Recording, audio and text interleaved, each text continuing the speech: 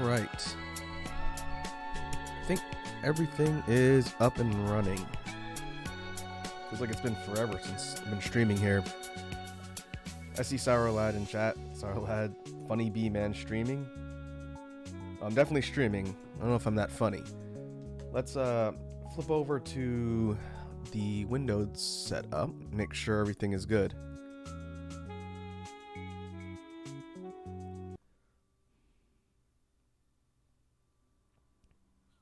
We'll turn on BGM.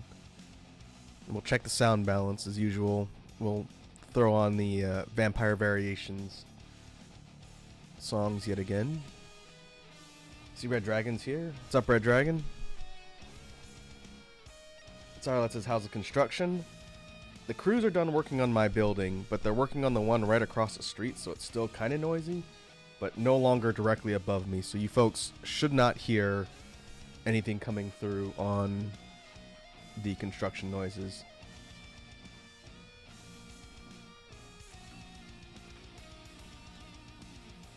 Oh, I see Wazzy swung by.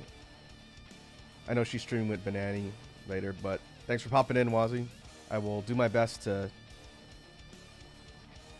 not get murdered in the new content. Have fun on your art stream.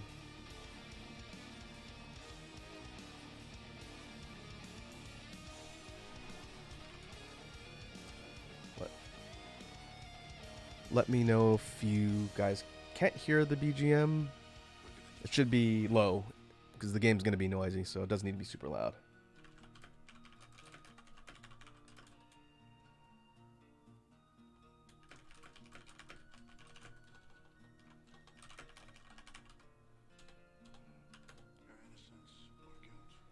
Hey, Drafts here. Draft Swine says, weird take. Are remastered and animated 2008 memes S tier? I guess it depends on the meme, really. The whole idea of remastering a meme is very strange to me. But I prefer to preserve them in their original format.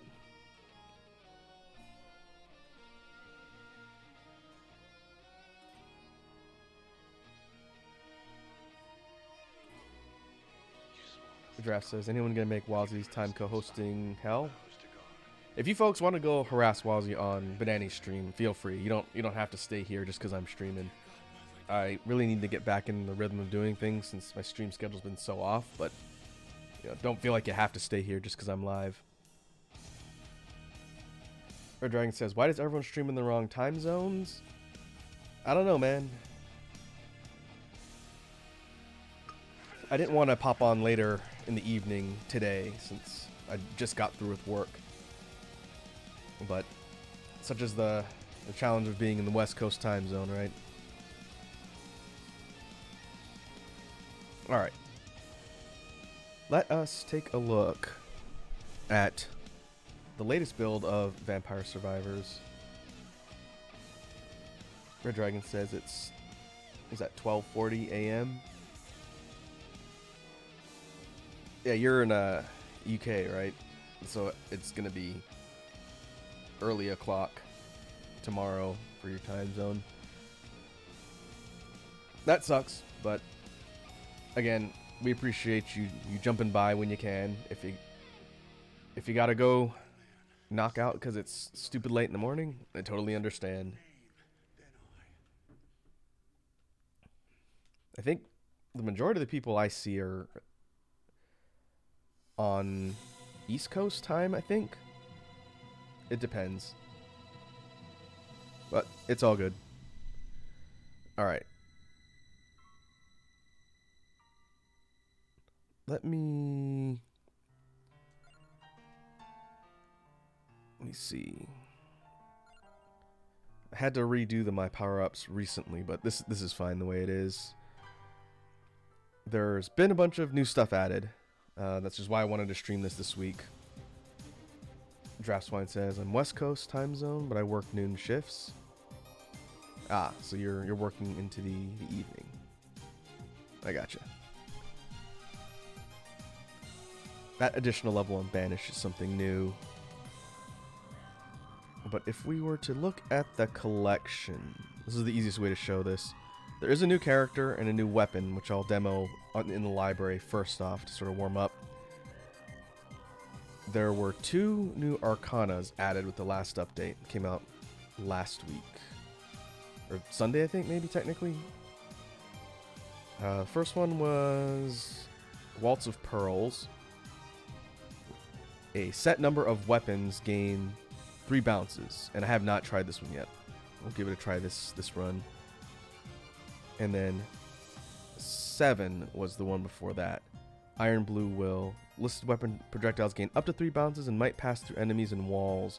So these 2 are similar, but they apply to different weapons. And we'll find out what they are if we actually use them. If we look at the unlocks, I'm going to take the new character, Solomio.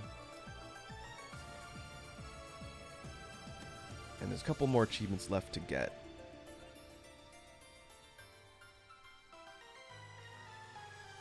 That new character down here, Solomio, is a dog. And this dog has this flower projectile weapon, which is new. I've never used it before. I haven't tried this character at all. And Sol's bonus is the same as Ramba, Cavallo, and Mortaccio. Probably because the dog has a unique weapon. It's bonus projectiles every 20 levels to max 3. The same bonus as these 2 and same base stats. I'm kind of curious to see what they do with these new characters, because these ones that have unique weapons with no evolves as of right now all have identical stats and the same passive, and it wouldn't surprise me if they tweak things like the stats or the bonuses as they give their weapons evolves, but we'll see. And what I was mentioning on Twitter yesterday, kind of as a teaser for today, something we're going to spend probably the majority of the time today trying to beat is this new challenge map here called the Bone Zone. Appropriately enough, it is a skeleton tile set full of skeleton enemies, and it is very difficult. The way it works is you pop in here and all of the destructible terrain like the candles or the braziers will not drop special items, just money. So you can't get floor chicken, you can't get the vacuum orb or the rosary or fire breath, the stopwatch. They don't drop on that map, and over time the enemy waves get stronger at a much higher pace than all the other maps, and it gets really tough. I got to 1950 something with a build and happened to not pay attention and die. I've not beaten the Bone Zone yet. It is considerably difficult. So what we'll do is we'll warm up on the library, which is usually where I like to demo stuff. We'll take the dog, and then after that we will take a look at the Bone Zone and mess around different characters and builds and try and beat it today.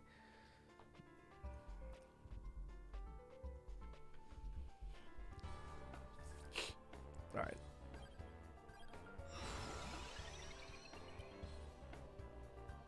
And jumping in with the dog, we have a choice on Arcanas.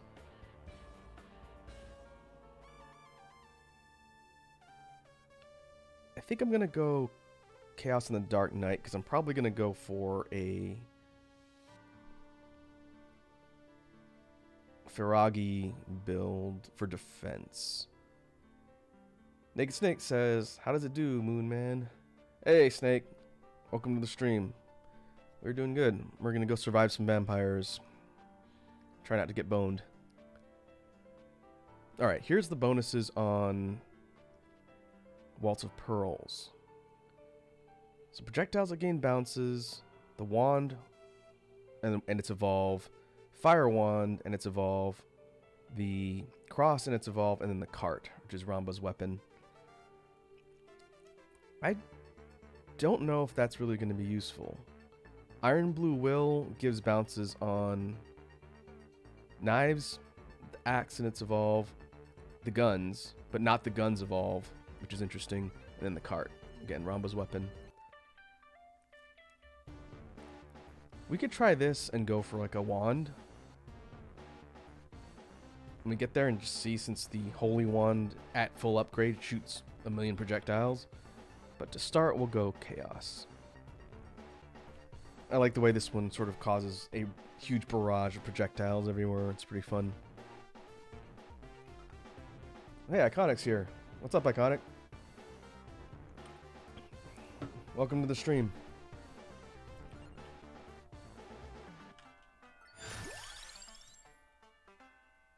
Okay, we can go Wand. Iconic says, not much. How are you? I am glad to be able to be back to streaming now that the construction on this building is done. It sort of put a damper in my plans last week, but that's okay. I knew I was going to have to wait and see what was going on this week, so I didn't set a schedule. But right now, since they've moved on to another building, I will be streaming today. We'll do a drawing stream tomorrow, and then possibly a jam stream some point on the weekend, probably Sunday afternoon, maybe a little bit earlier on in the day than today. I will announce on Twitter whenever I go live, so we'll just have to see. Alright, I need to take a look at the name of that weapon. Celestial Dusting. So this thing shoots out these flower projectiles that stay on screen for a certain amount of time. And I think... Let's see, is it luck-based? I didn't do any research on the dog's abilities. But I think they explode after a certain amount of time. That is interesting. We could go Bible, then guns. Because I'm kind of curious if the duration bonus affects that particular weapon. Let's do that. I guess we'll grab Spellbinder first. And we can see if the duration bonus helps keep those flower projectiles on screen longer.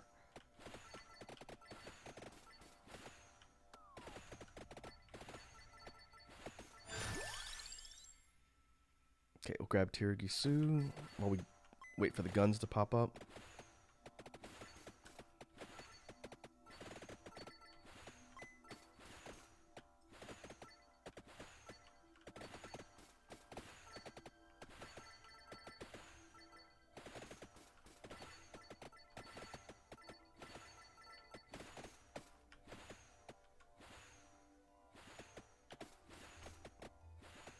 Happened to my background track?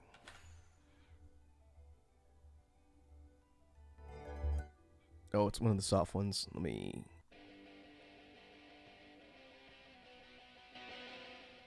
fast forward a little past that. There we go.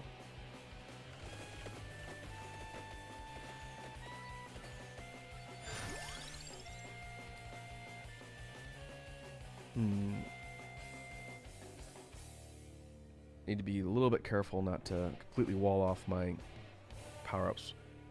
We'll Candelabrador, see if that affects the size of the flowers. Kinda looks like it does.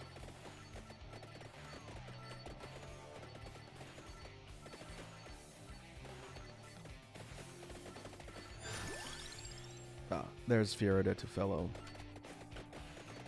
We need that, and then Ate the Sparrow, then we have the Evolve items for guns.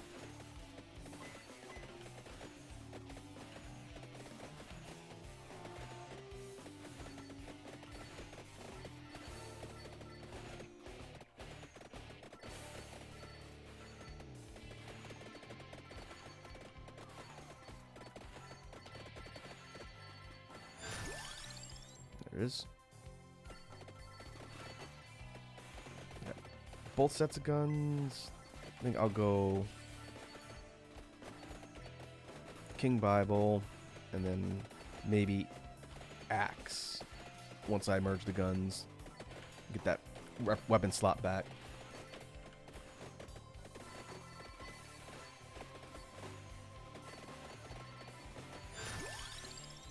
it is.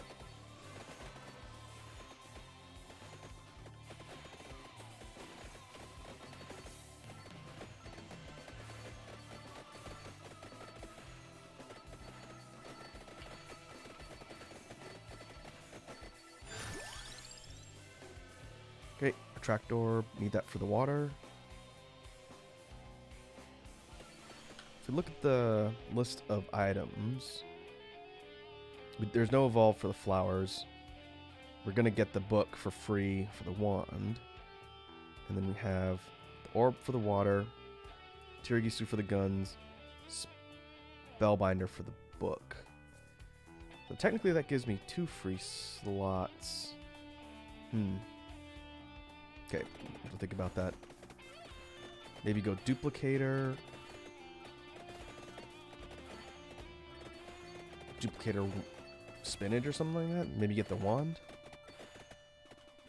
If I end up using that Bouncing Arcana, that could be fun.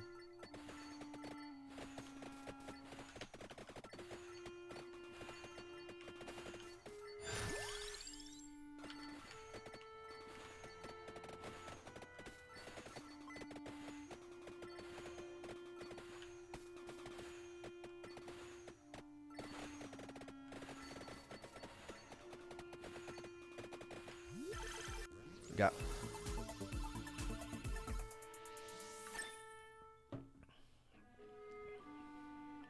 guns.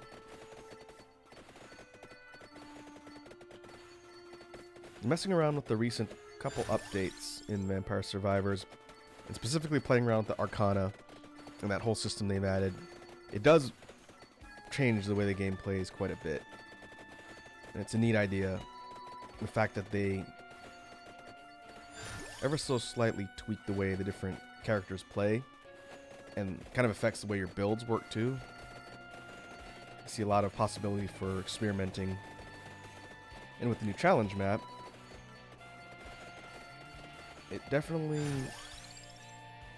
is going to prove to be kind of something where you mess around with combinations of items and Arcana just to see, you know, how effective something's going to be and let you beat the challenge map. Iconic says, be right back. Gonna eat dinner? Alright, dude. No worries. Alright, I guess I'll grab the spinach now.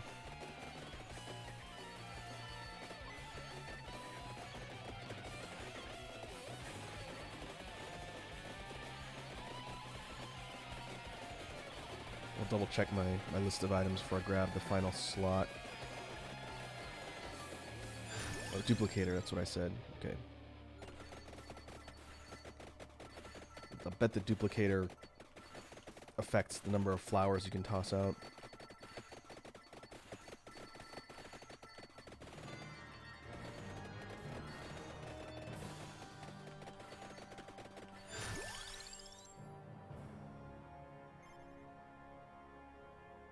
I'm gonna banish the Pomerola.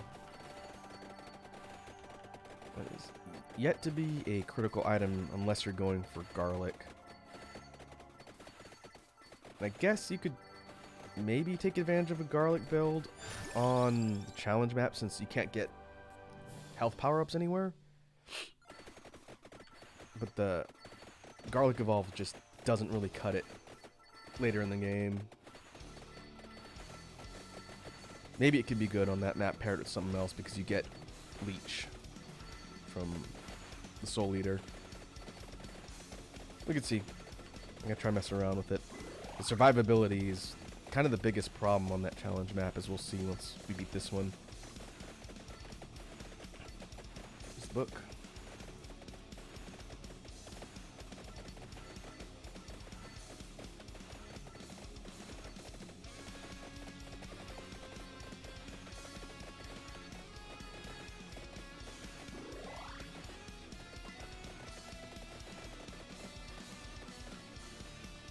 At 6:39. Hey, Edward's here.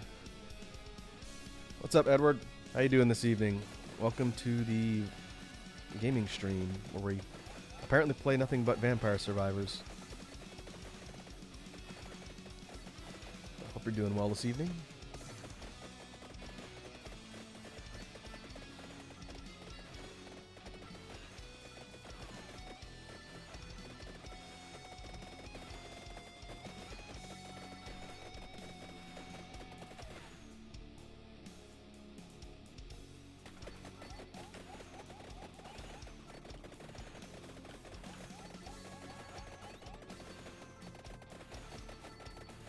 I'm realizing this particular combination of items doesn't have a whole lot of defense. I'm having to do a bit more dancing around just because I don't have a ton of Bibles, and the guns have such a small radius of hitting around. Alright, we'll go Duplicator.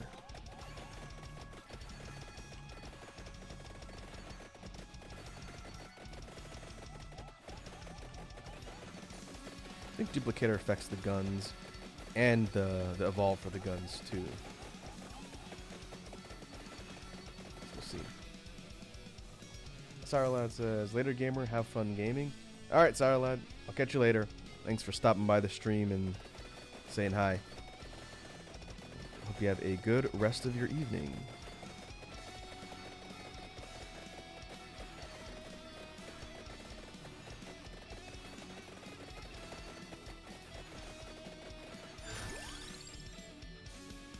Okay, we'll go max out Duplicator and then prioritize damage.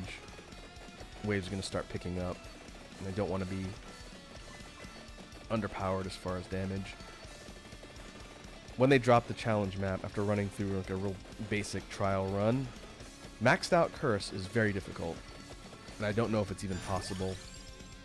So I had to go back and refund my power-ups and take all the Curse bonus off, because that plus enemy spawn rate, health, and everything else with Curse made the challenge map very difficult. Like I got murdered about 10 minutes in.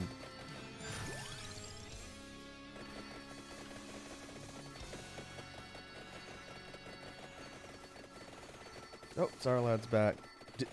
Oh, were you going over to Banani's stream? Did Wazzy kick you out?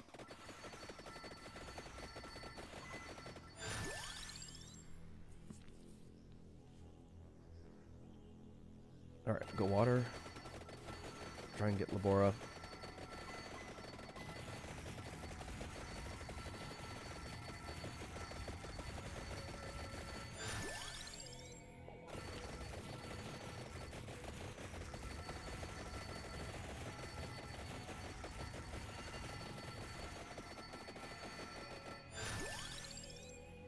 And we'll keep prioritizing guns. About to pass the 10-minute mark. So we'll need to start getting stuff lined up for evolves. Oh, wait, I can grab the book now too, because I got all my slots full.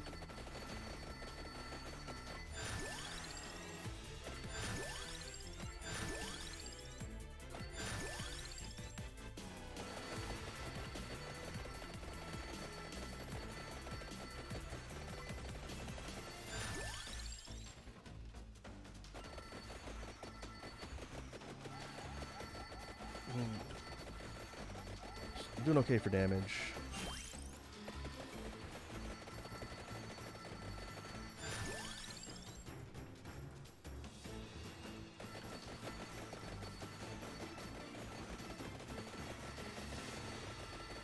Ah, I see. Sarla said I was about to make dinner, but someone ordered takeout.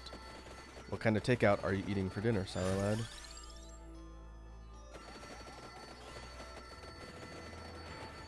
I will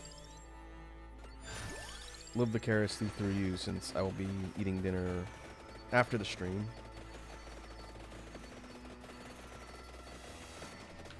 Alright. We can get Labora for lucky. Oh.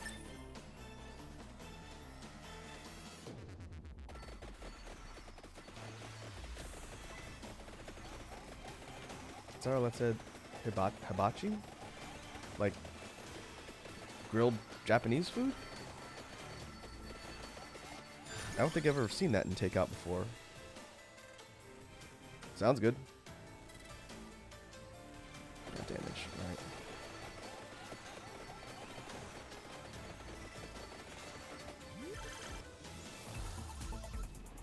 There it is.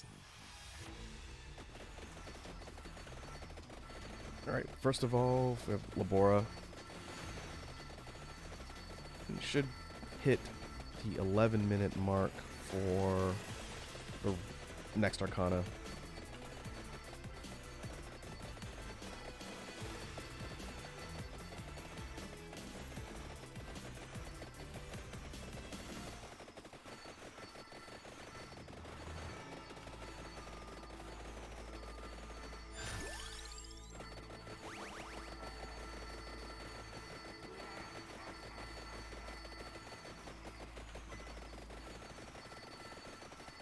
should be one of these.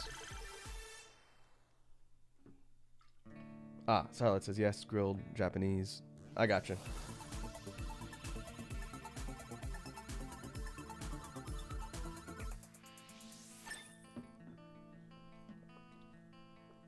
Sounds good. Alright, we got. It's also worth mentioning that Randomazo pulls from your list of Arcana, and I think it's always 4 choices. Might be 3 or 4. But as a result, I might not always get the ones I want. So let's see. Let's take Waltz of Pearls. Hopefully I pull the Revive one. That'll give me more beams with the Feragi. But we'll take this one, and we can see what the wands. We'll go wands. Let's get a free slot.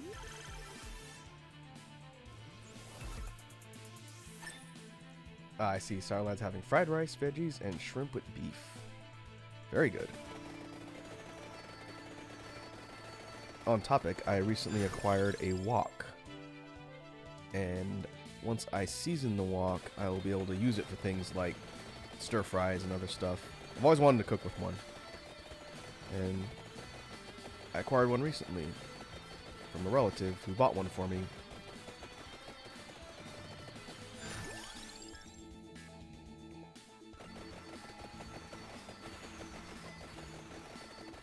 Oh boy, look at all the flowers.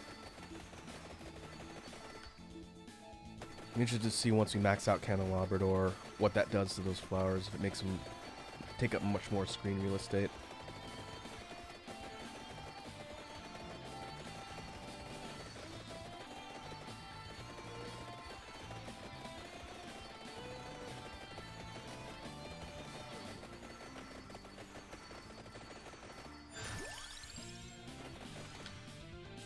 Okay, guns are maxed. Will this give me Feragi? That's nice. Alright, bring on the beams.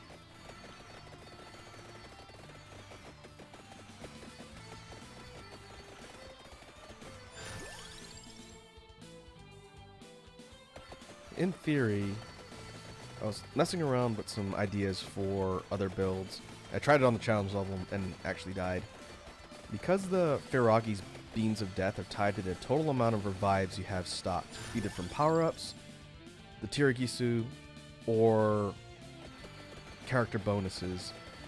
What I wanted to do was see if I could get Croce, the demon guy who kind of sucks, who starts with one extra revive, he gets another one. If I paired him with the Arcana that gives you more revives, the Duplicator, if it gives you like 12 beams.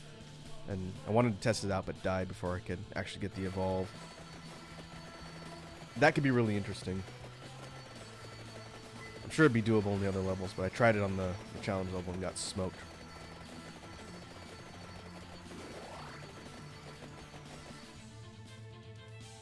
Okay, we'll leave that until we can max out something else for evolve.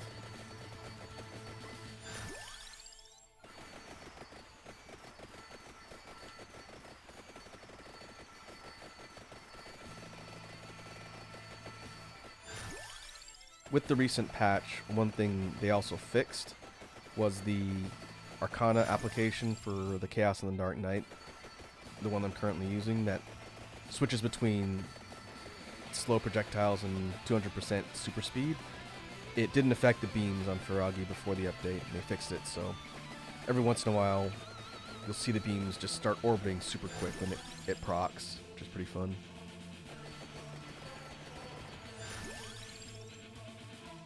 Okay, we want Fire Wand.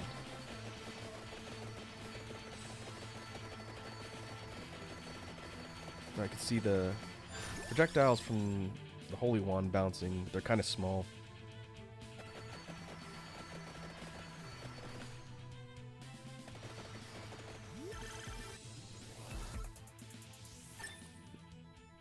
There's a Holy Wand.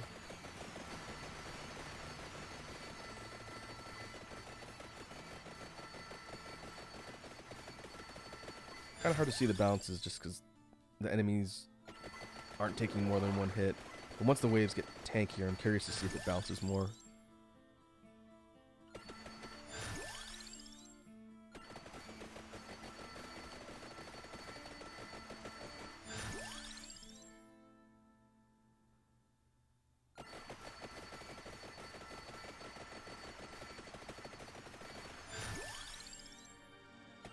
Boost from the Candelabrador will actually help because it'll make the projectiles larger.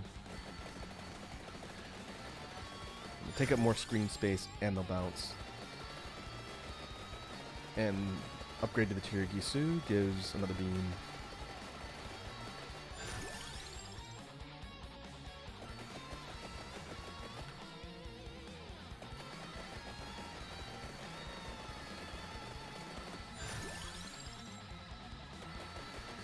Open the Bible.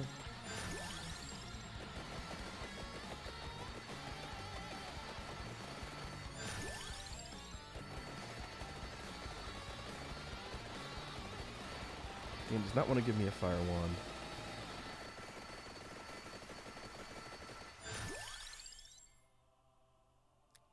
I'll banish Laurel. I'm really curious to see if they give Laurel an evolve. It's one of the most useless weapons. Mostly because it doesn't have offensive power. It's just temporary invincibility that goes on a cooldown. Which can sort of help when you're being mobbed, but it'll eventually wear off, so there's no reason why you wouldn't prioritize something that's doing damage versus just something that gives you temporary invulnerability.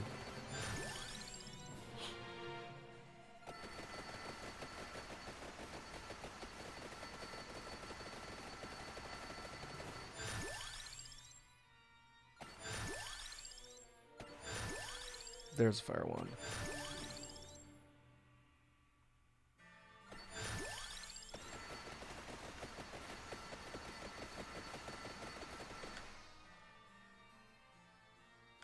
Okay, maxed out Bible. That should give us Vespers.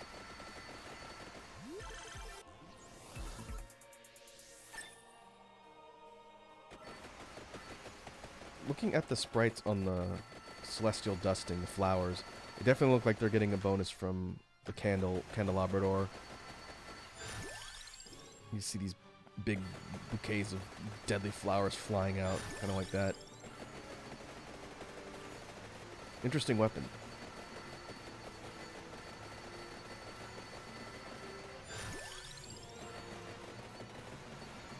And you get a whole stream of them. I actually like the way that looks. Looks like it covers a huge amount of screen space. I guess we'll see once we get to the stat screen how much damage those are doing.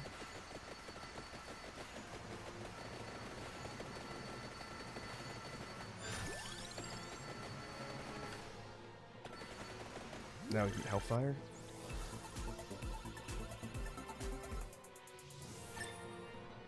And that should benefit from the bouncing. Yep. Now we have giant flaming meatballs. And once Chaos procs, that's a lot of speed. I'm pretty sure this combination is going to be pretty much head empty towards the end of the waves.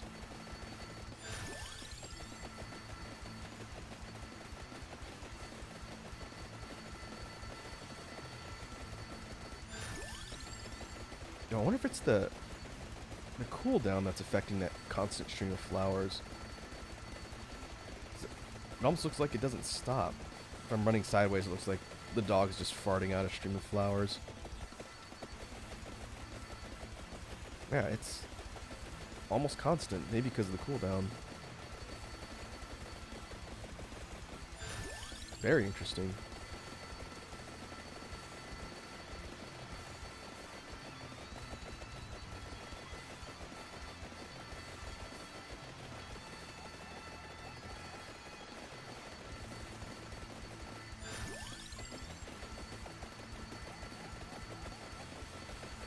I'll bet this build can get through a max curse run on library, no problem.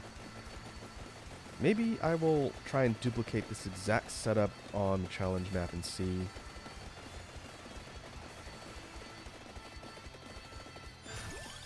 If I can get this exact combination of Arcana and power-ups, should be doable. It seems like there's less bosses on that map too. We'll see. But again, the point of today's stream is to find a build that's going to allow me to comfortably beat it. We'll see.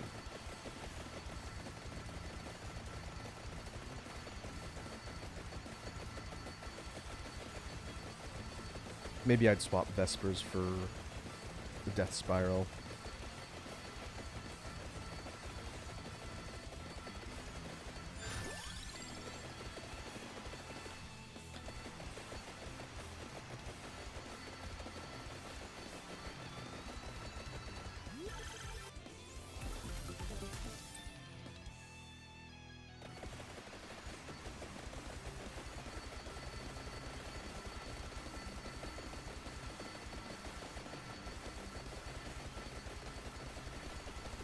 Kind of like I was talking about before, with cooldown at max, the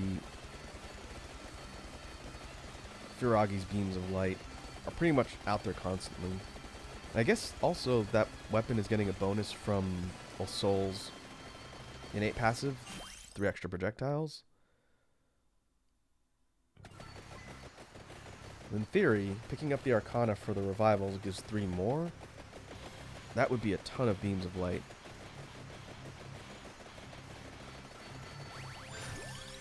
We'll see. In fact, that could even be higher than Croce, who only gets 2 extra revivals.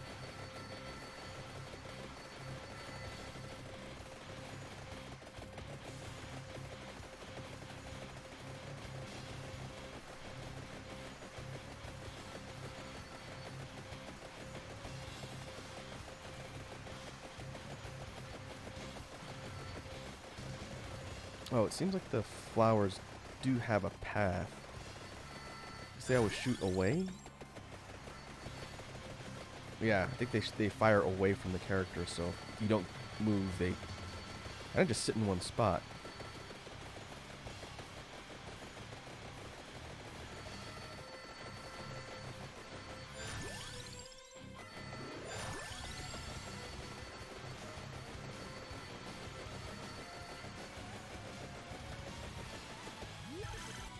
Even the bosses get shredded pretty quickly with this setup.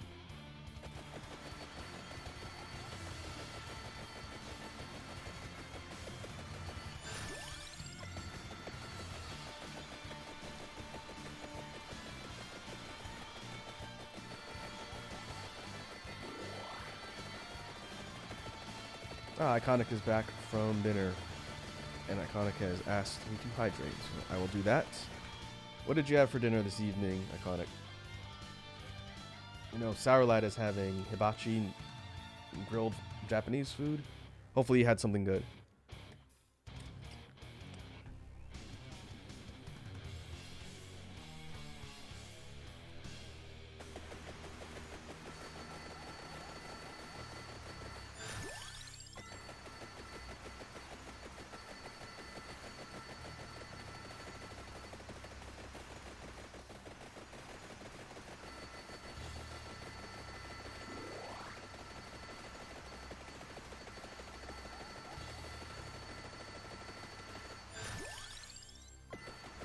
Yeah, Iconic says pizza. Nothing wrong with pizza. I know it's been a hot topic of discussion before, but what is your favorite type of pizza? That goes for everyone else too. You're still here, Sour. I'm always curious what people's favorite type of pizza is.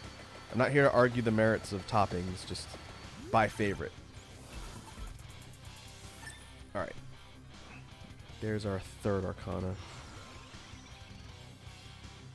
We want Awake. Yep, that's another 3 beams of light. Look at that. That's crazy. That's got to be a ton of damage.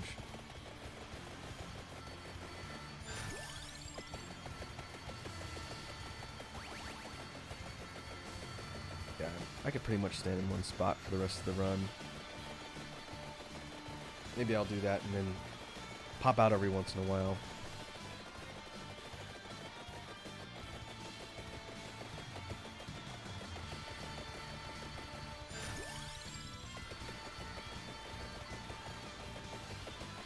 Something is healing me. What if it's flowers?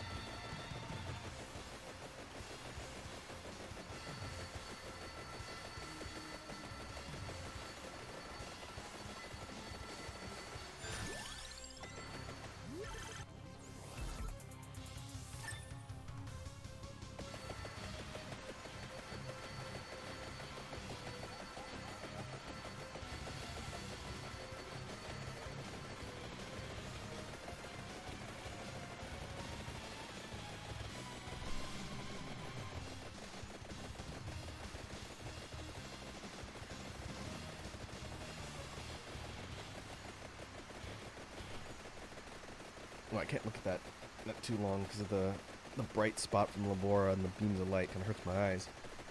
Iconic says, one of my favorite is Meat Lovers, Hawaiian, and the special summer pizza from Papa Murphy's Outlaw Pizza, which has brisket, barbecue sauce, and Fritos. I see. We have Papa Murphy's where I live, but I don't live immediately near one, so I don't eat it very often. But their take and bake pizzas are pretty good. I remember really liking their stuffed ones. I don't know if they do those anymore.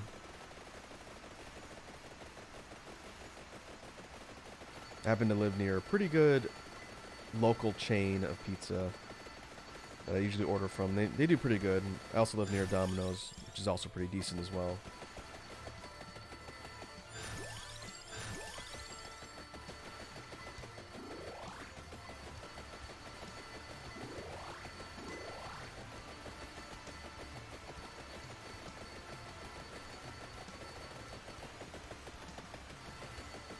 I see. Iconic says they all do still, I think.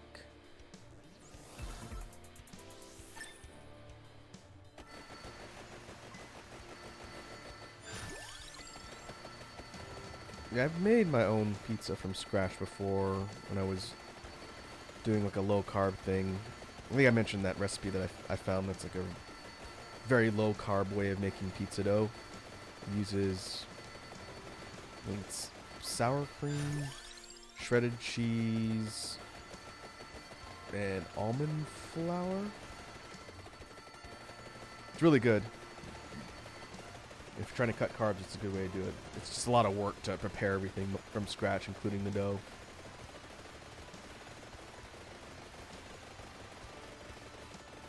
Iconic says, tonight I got Little Caesars pepperoni.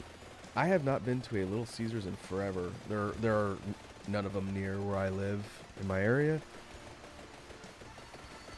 But I definitely want to put them super high on my list of chains if I had a choice. In fact, I think they were part of the fast food tier list I did a long time ago. And their pizza's cheap, and it's not terrible, but if I had other places to go, I probably would.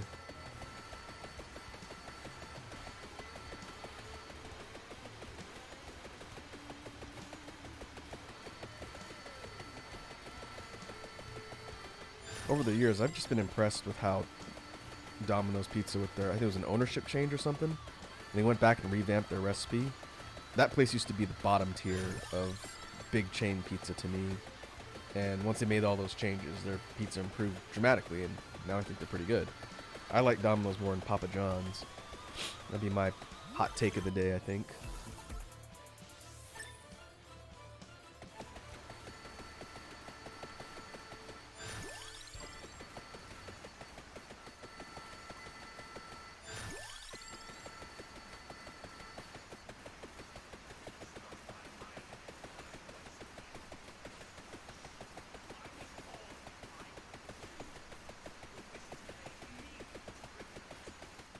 Yeah, looking at the spread on this build, maybe we'll see it towards the end of the run, but nothing is even getting close to where the Vespers are orbiting, so they're not doing much for me.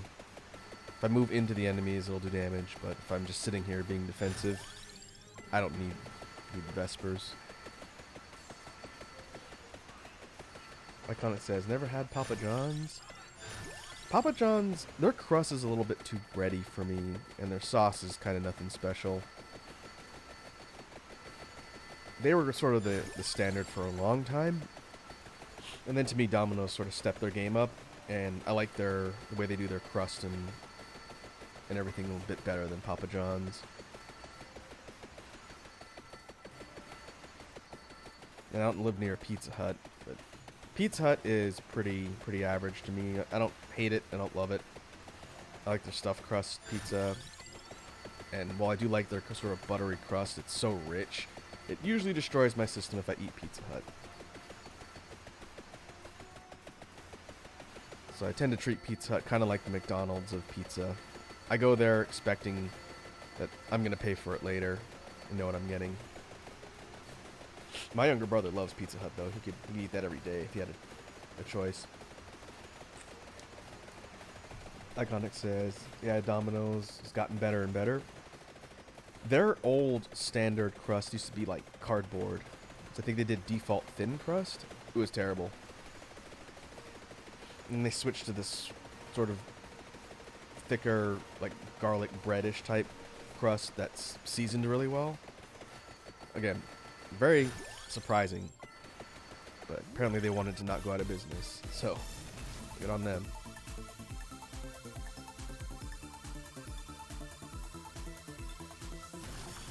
Super chest. Straight money. Yep.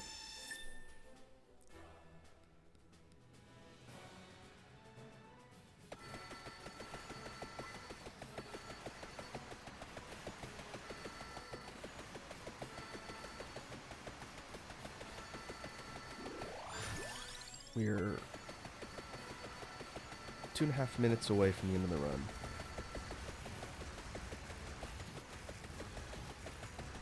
Yeah, I'm just gonna park here.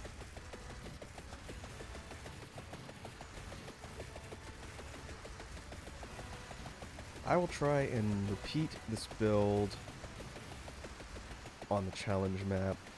I won't be able to do it exactly because I don't have things that drop on the map. There's no free items on the challenge map.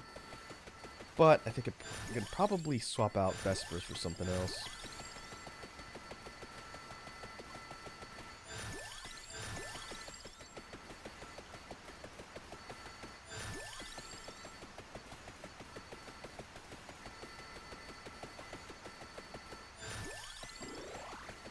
Even though most things aren't getting into range of Laura, they sort of are now. They will on the challenge map. The enemies get pretty tanky.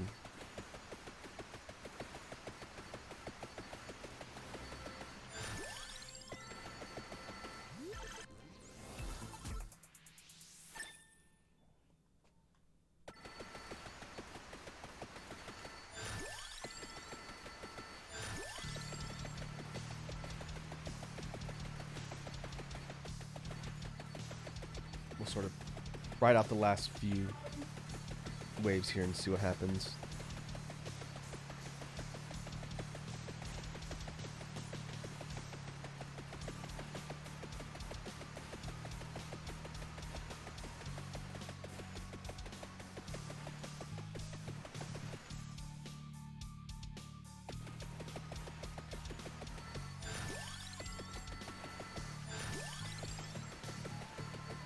Probably get close to 150 in level. That's not bad.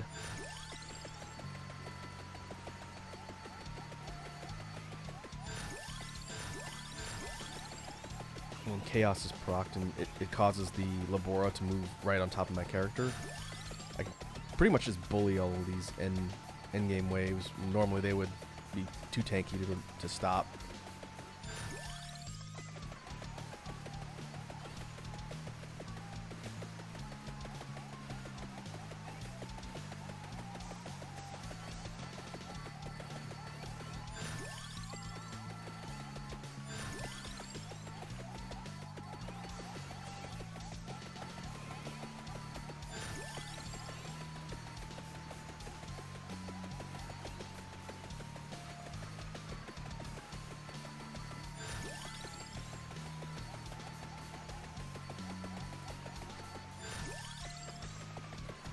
Alright, end of the wave.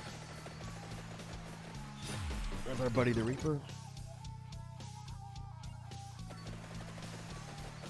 Still can't do much about the Reaper because it's got that huge multiplier for health based on your level. Even a really strong setup like this won't be able to kill it. Just burn our revives.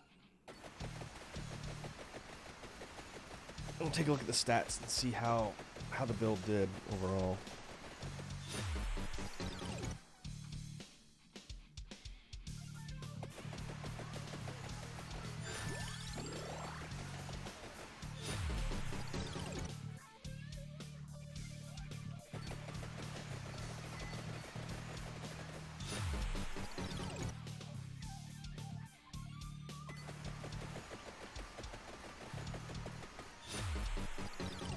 Is that it? All right. 146 level, 16,000 gold, almost 75,000 enemies killed. Viragi, far and away, highest DPS. Holy Wand was close, maybe because of all the bouncing. Celestial Dust, really not super high in DPS. That's interesting.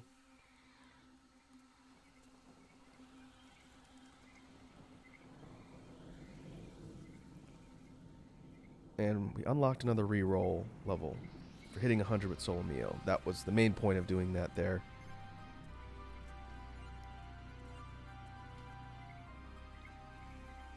Four rerolls, that is very welcome. Now, got to beat the challenge map for the next unlock, and I think that's it.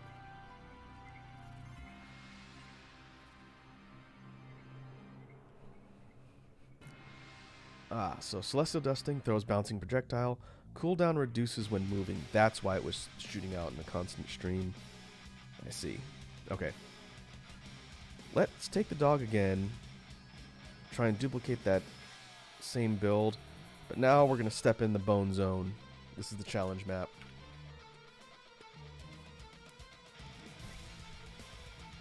No health drops. Enemies get stronger over time. No health or special item drops. Let's see.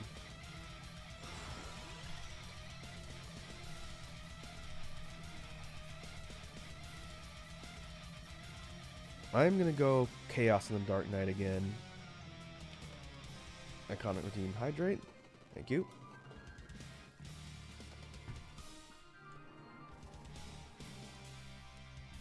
And we'll see if I can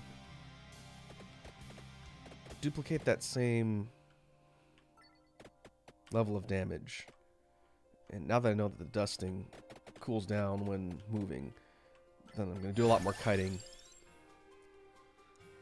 Okay, we'll go Magic Wand. We'll skip out on the Bible. Try and go for some more offense. I like the axe.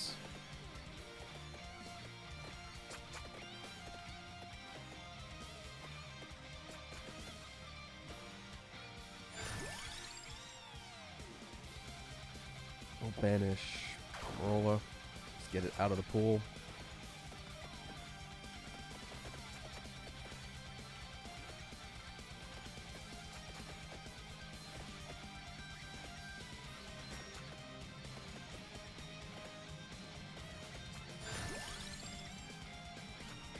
It looks like you would definitely pair Celestial Dusting with the Tome, which reduces cooldown further.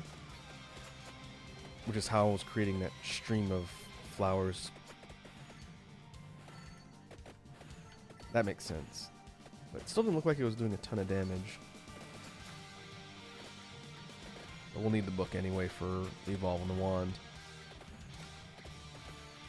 So as you can see on the Bone Zone, the back tile set is this sort of massive skulls and bones texture, which is kind of neat looking. You can see it when I stand still. And it's got these kind of blood patterns going in across all over the perimeter. And all of the enemies that spawn here are some version of the skeleton type enemies. Most of them are from other maps. Some of them are unique to this one as far as I can tell.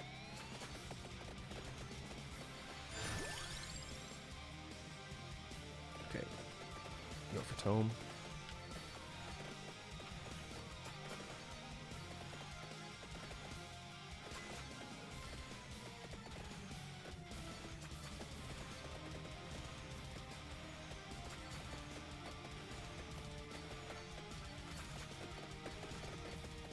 And the enemies will get stronger as the waves progress.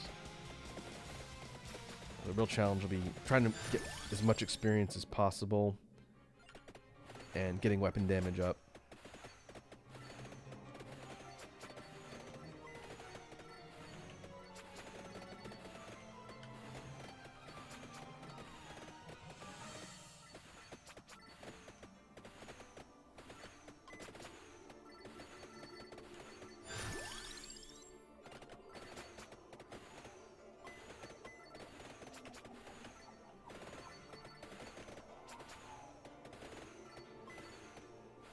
Sort of kite the enemies into a circle and just pelt them mercilessly with flowers.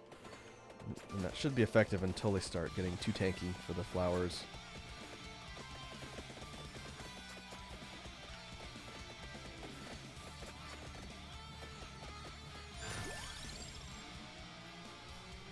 Okay, we can go Kent Labrador. Much more than any other map because there's no health pickups. My only way of recovering health is from my power-up regen.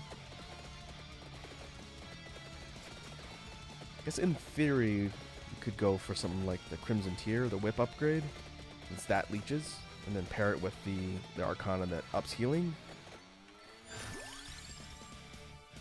That might be one way to try and tackle this map. I think the enemies get stronger too fast, so damage is more important than sustain, but we'll see. Again, this is the first of the maps that's come out that I haven't beaten yet.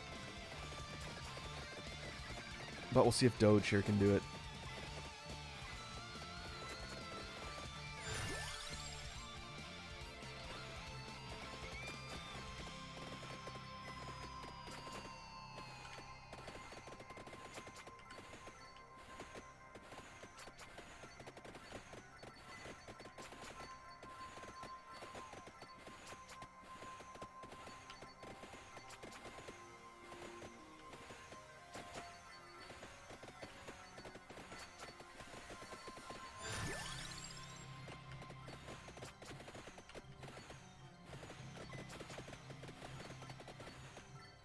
Yeah, now we got those reviving red skeletons.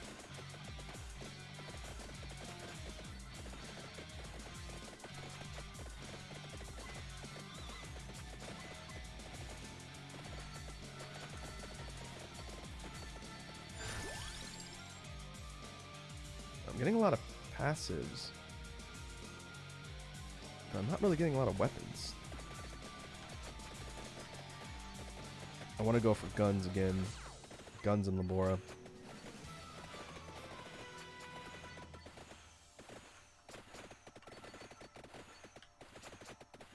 I might have to start using my rerolls.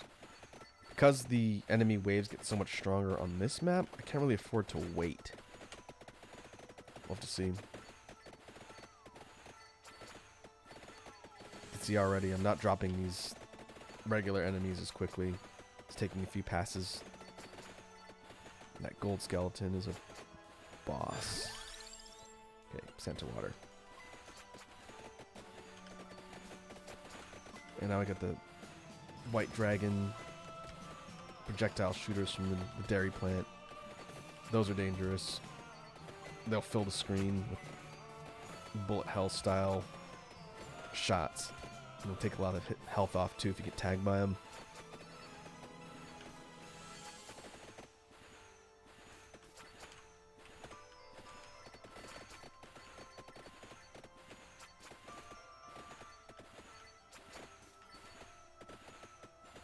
Okay, I'm gonna leave the chest on the field.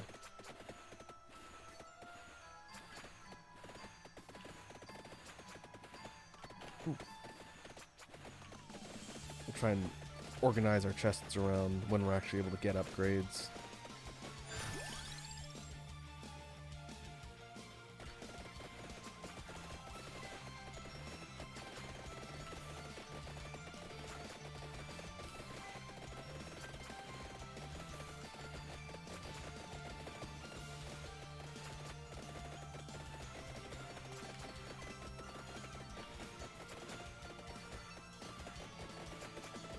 And those big skulls are one of the first of the tanky enemies.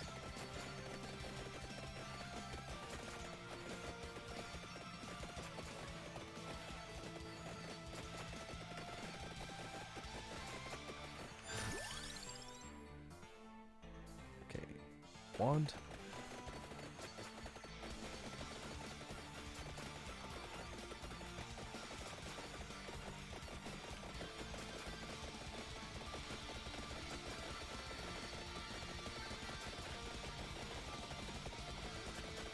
More of the fireball shooting dragon heads. Ooh.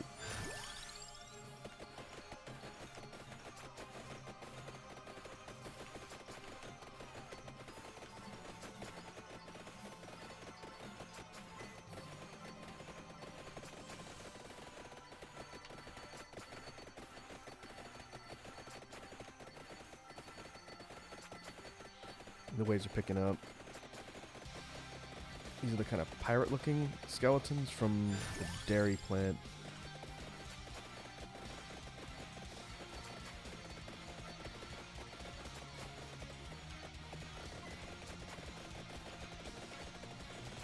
Just gotta keep moving.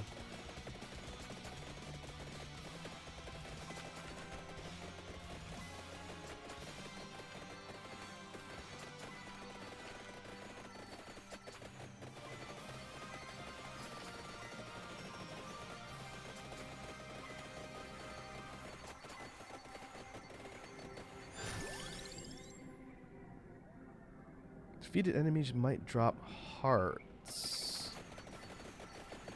Oh, that's what the ones are. Okay, that automatically makes this weapon incredibly useful here. Now I have a way of regaining health. I guess I never noticed the hearts flying out. Okay.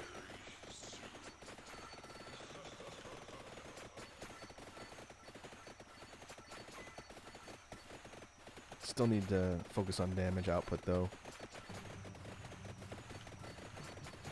Yeah, that trail of hearts flying around. I never even noticed it on the previous map.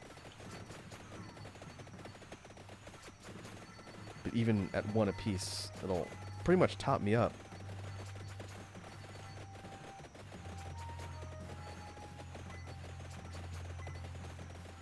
That makes the Celestial Dusting a pretty powerful weapon. Ooh, at least for a map like this where you're constantly having to worry about your health. As you can see, look how dense the waves are. The regen is good, but if I wade through them too carelessly, it'll take off a ton.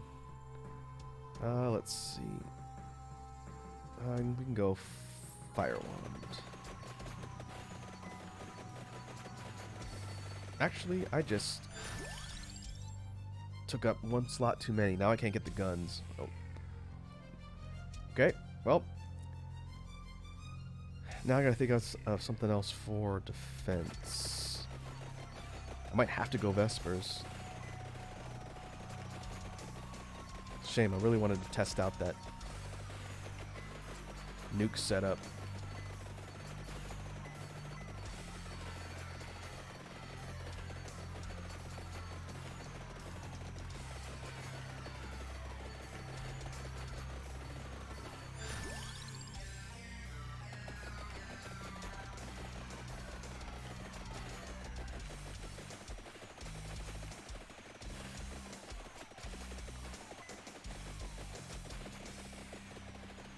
Nope, there's Stalker, the Green Reaper. That one has a chance to show up at 10 minutes. That thing is trouble. It'll just sort of path around and make its way towards you. You have to constantly run. Which I guess doesn't really matter for this build. You have to be careful.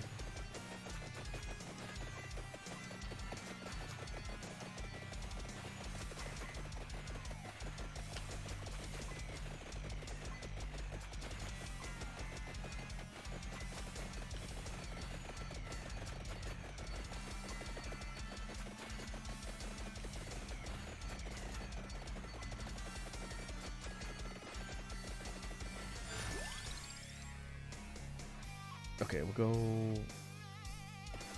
wand. Yeah, I keep it out for the Bible.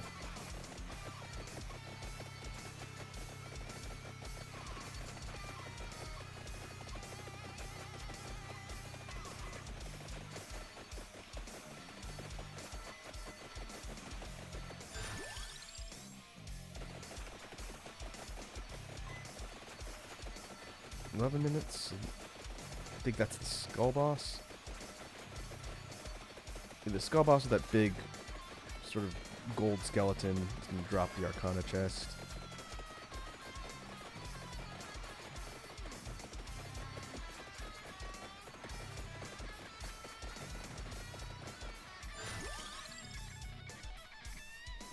Okay. So the Spellbinder. Just try and get the Bible. Alright, not super close to evolve.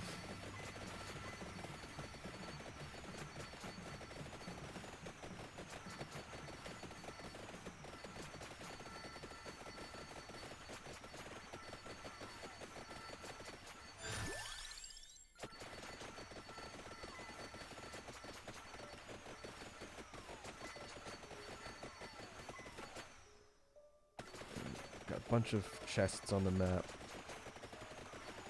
But I'm not going to start picking them up until something can get evolved. Otherwise, I'm going to waste my shot to upgrade the weapons.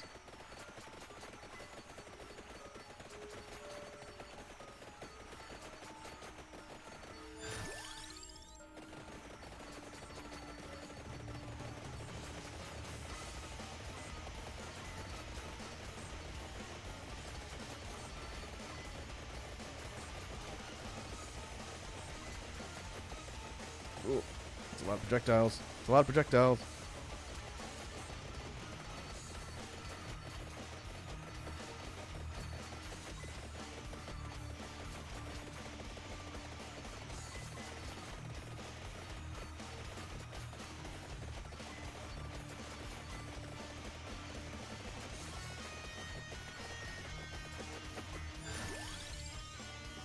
Okay. We'll prioritize whatever's close enough to level 8.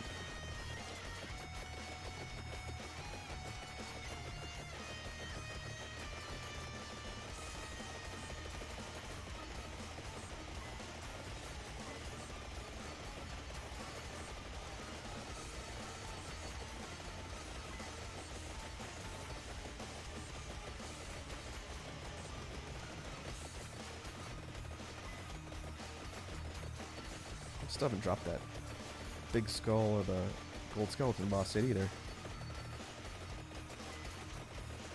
I'm thinking this build's still suffering from not enough damage. Alright. Iconic says, go Raku, kill them all. I'm trying. Pretty close to 8 on the wand.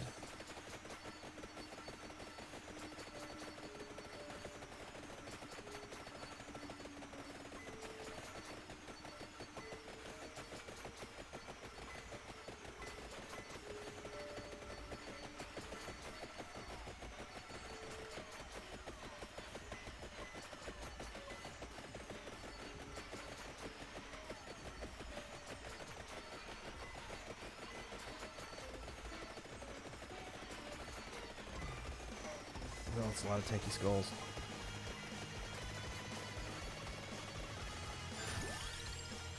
Okay, level 8 on the wand.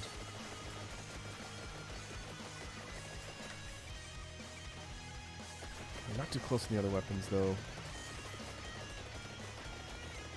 I can pick up a couple chests and see if I get my evolve, if I get really lucky.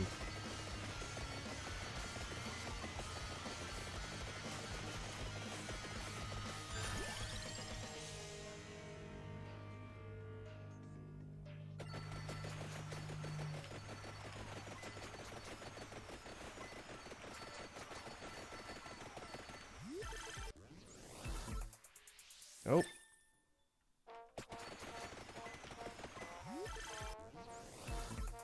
Nope.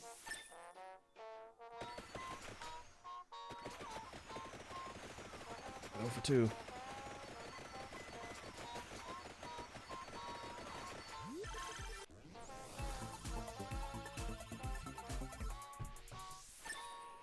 Go for 3.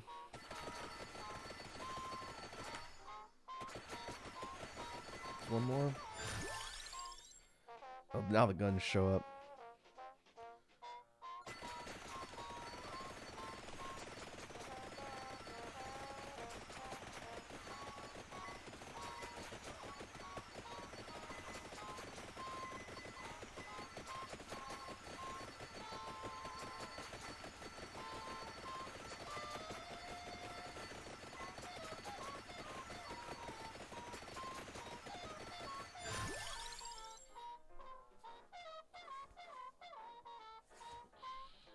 Alright. Go for water.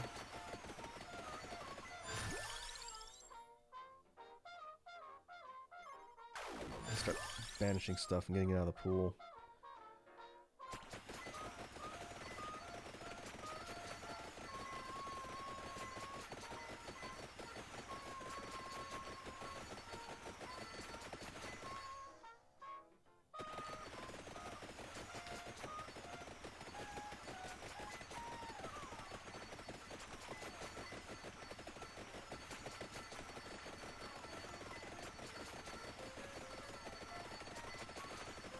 Ooh. Oh, well, those green skeletons are fast.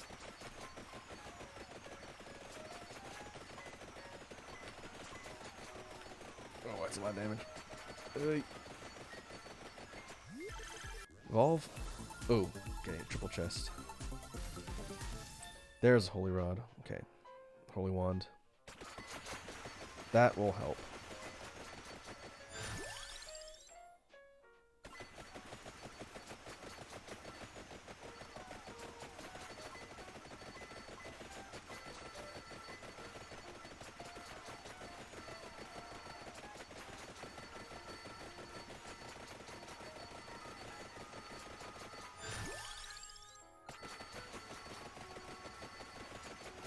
Okay, now our damage output's a little bit better.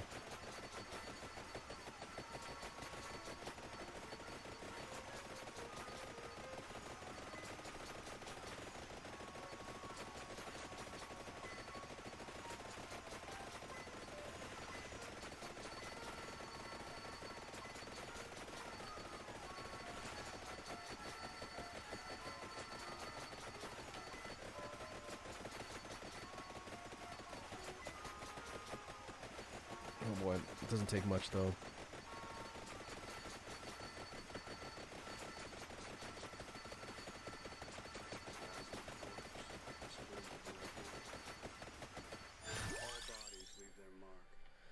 Alright, what we got? I'll go for an upgrade.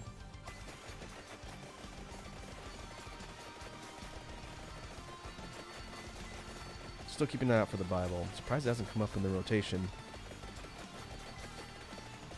Did in the beginning.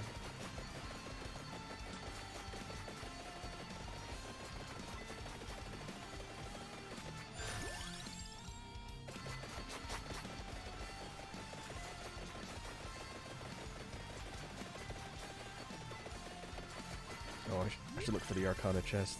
It's gotta be one of these. Oh. Okay. That works. Wow. Getting that Arcana would be nice. But let's see if I can get the water maxed out. That way I have a chance to evolve if I don't get the Arcana chest.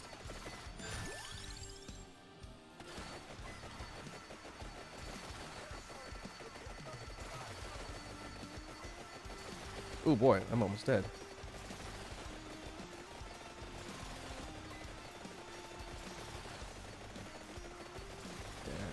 Alright.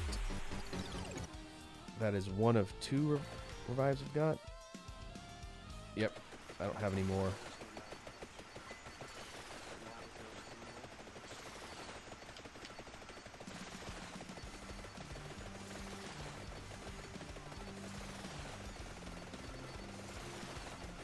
Oh man, it's getting really tough to maneuver through the waves without taking hits.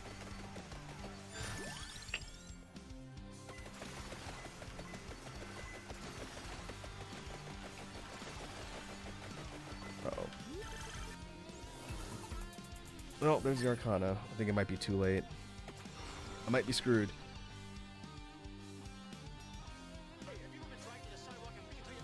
Oh, it's too bad Awake isn't on here. Could have gotten 3 more revives. Ah, that's bad luck. Okay.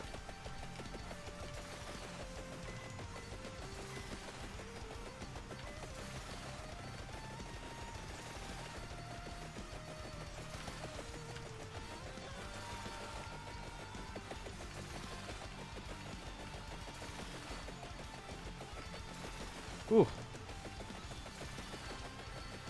I'm gonna try not to run around too much. If I can concentrate firepower and just keep killing things and I'll get hearts.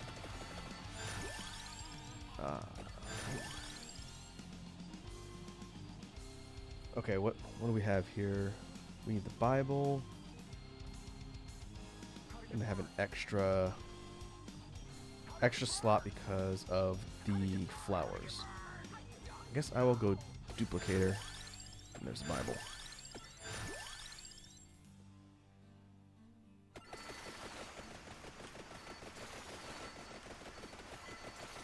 Okay.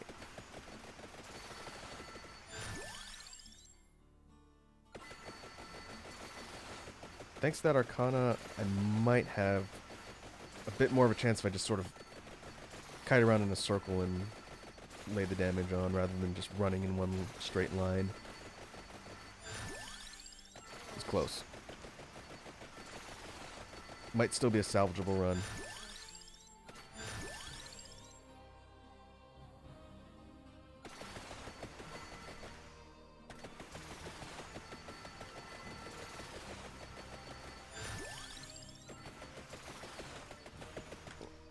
I'll try to make my way over to the chests so we can get some evolves.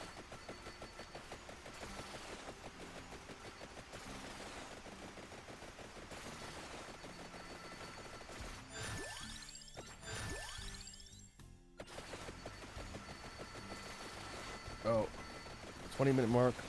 Drowner shows up. That's the blue Reaper. I need to get at those chests while I still can. That is the one from the tower that creates a death floor that moves up the screen.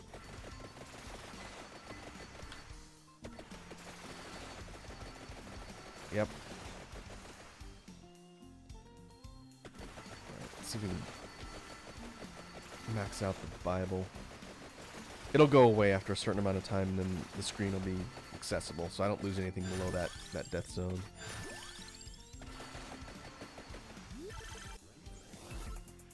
Okay, Vespers. That's good.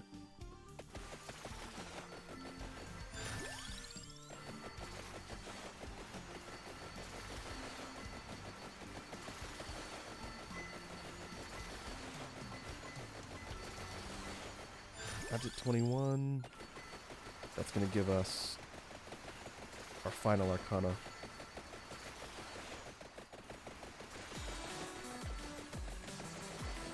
Okay. I guess I can wait on those chests until max out the rod. Or fire one.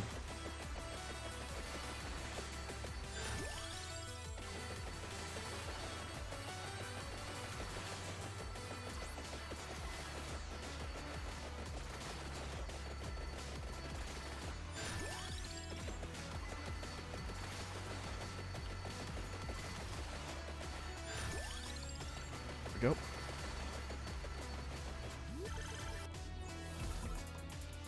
Now we got Hellfire. Is this our Arcana chest? Nope.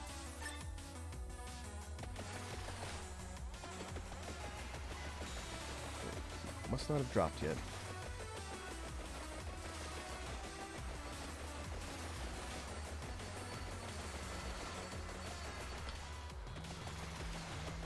Oh, I bet it's a big skull there.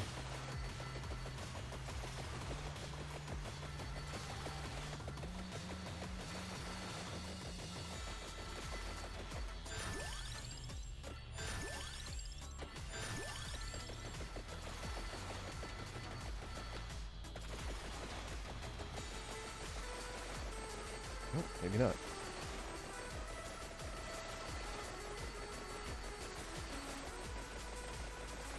Oh, there it is. I think I keep pushing the boss off the screen.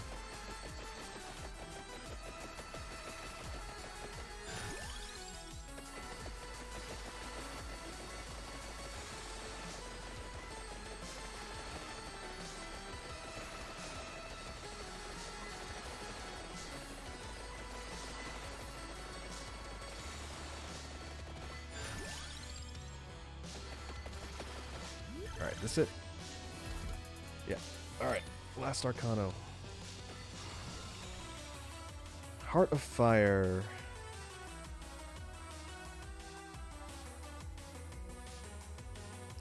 Causes projectiles from the Fire Wand or Hellfire or the braziers to explode.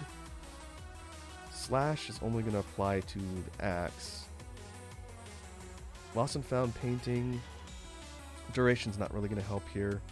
And Sarabande healing. Also, not really necessary with the flowers.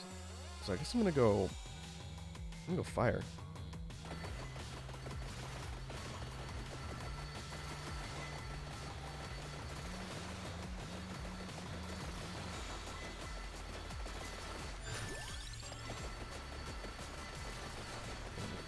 That we have our full weapon and power-up loadout maxed. So I can sort of just chill for now until the waves become unmanageable.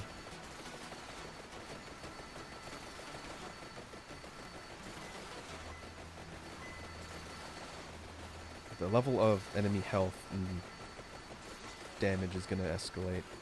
But we might be okay. Like I said, the last time I did this with a decent build, I failed with seconds to go. Enemies just went straight through everything and killed me. So I'm going to expect that's a risk here too.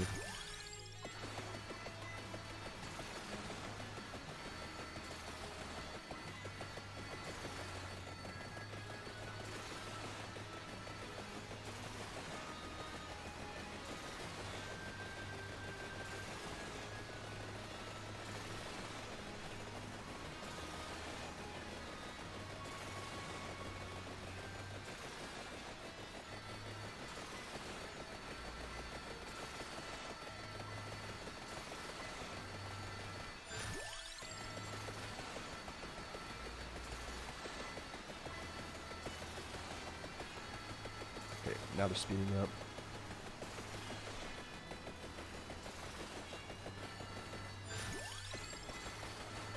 I'm really curious as to what weapon's going to have the highest DPS in the run. Because they're not really getting close to that kill zone with Labora. At least not yet. Almost seems like the Holy Wand projectiles are the ones bouncing and doing damage. Maybe Hellfire.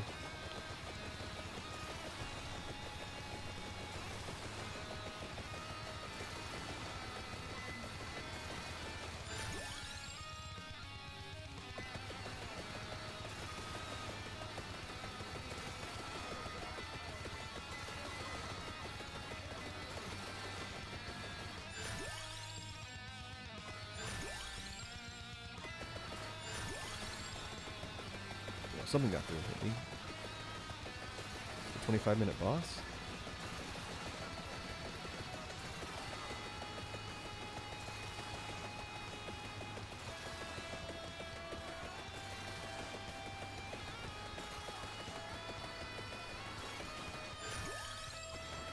Oh, I wonder if the enemies that drop hearts are only from the ones killed by flowers. I didn't think about that.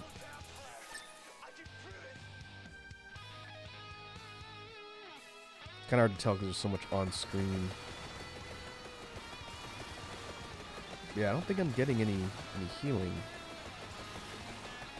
Unless I start shooting the flowers out and getting kills that way.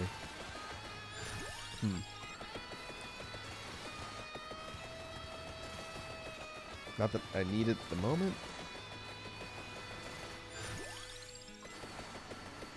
I can just level up and get a chicken power up that way too.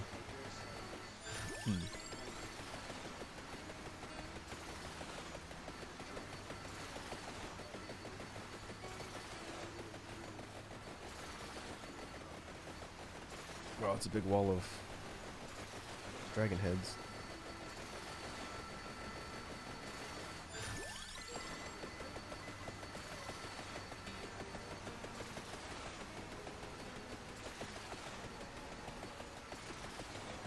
Now we're getting to the boss waves. Iconic's heading out. Iconic says, I sadly must go. I wish you the best the rest of your stream. Raku always cheering you on. Thanks, dude. Thanks for stopping by and hanging out. I will definitely catch you in the next one. So until then, have yourself a good evening.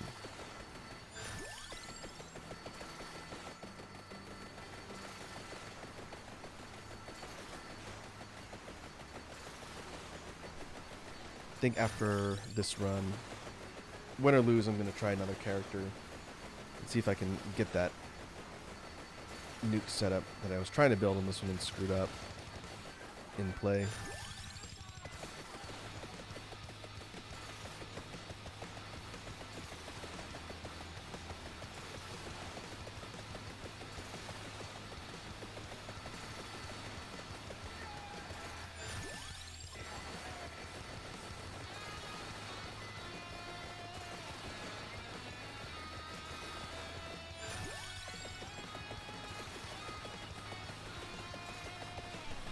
Two and a half minutes.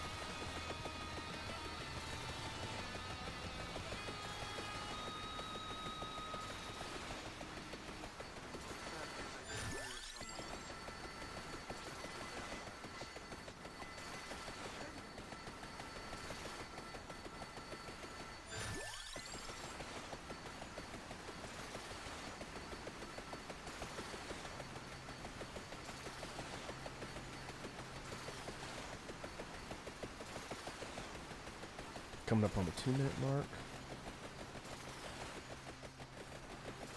I think the ultimate challenge for this particular map would be max curse with Llama, who has her own curse bonus on top.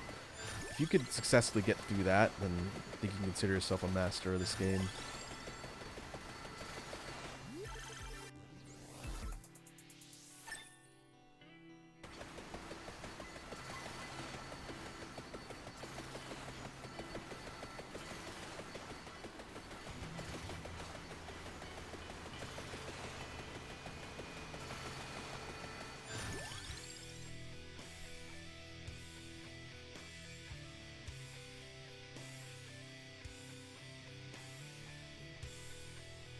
Alright, we're at level 96.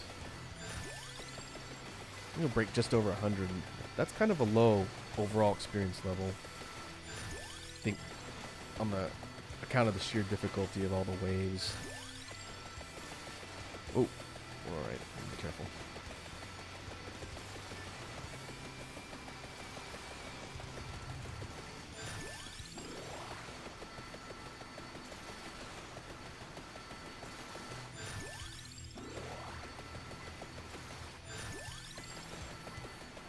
I'm just looking at the way the kill zone is moving. I think Labora is going to be my biggest DPS here. Oh, okay, we're in the last minute.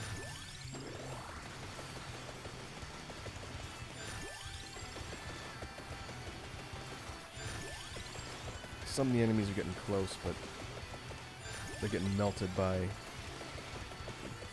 Labora.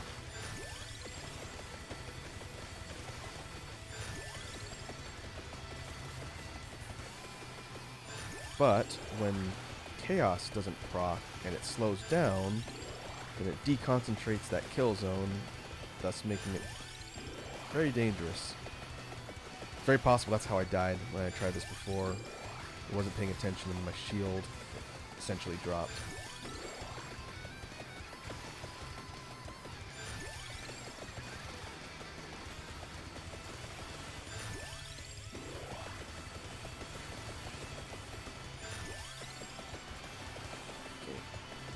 Final 10.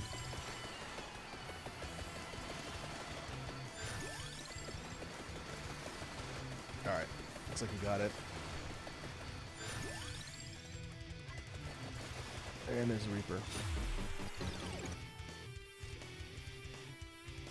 Boy, I came very close to dying.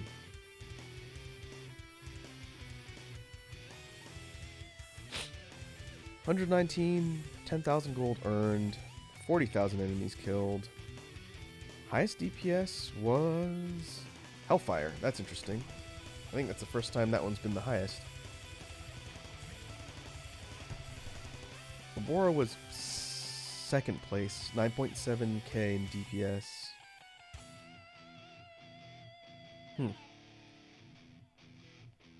And we unlocked third skip. Okay.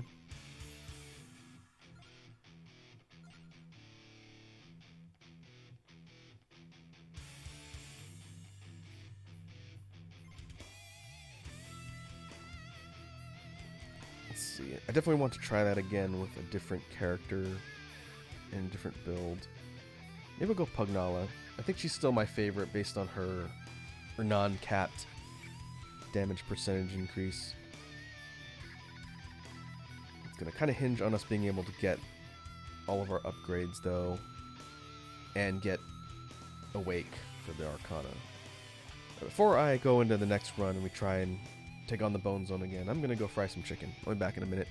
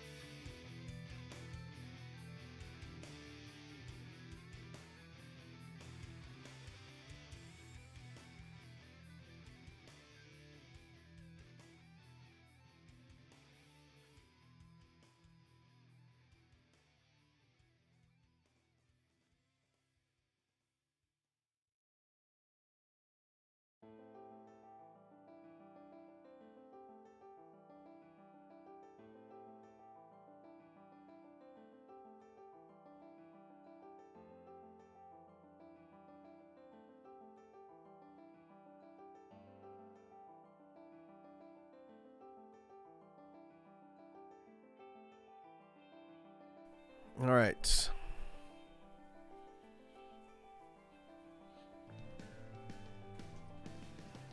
Well, let's load up Pugnala.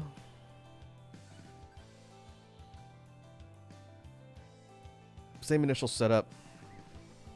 Round 2.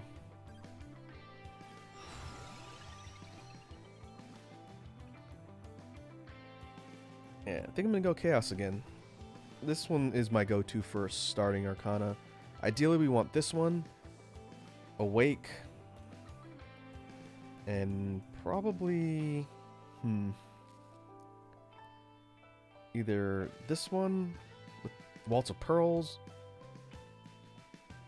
or Iron Blue Will. I actually haven't seen this one with the knives. The ability to bounce off of walls and other enemies might be good with the knives, despite me not being a big fan of that weapon. But we'll start here. Chaos in the Dark Knight.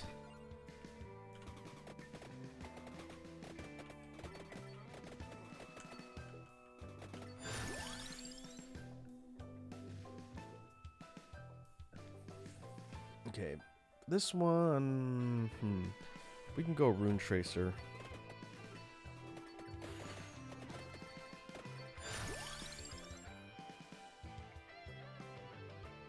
Go Rune Tracer. Fire Wand seemed to do pretty well. We'll see if I end up regretting that.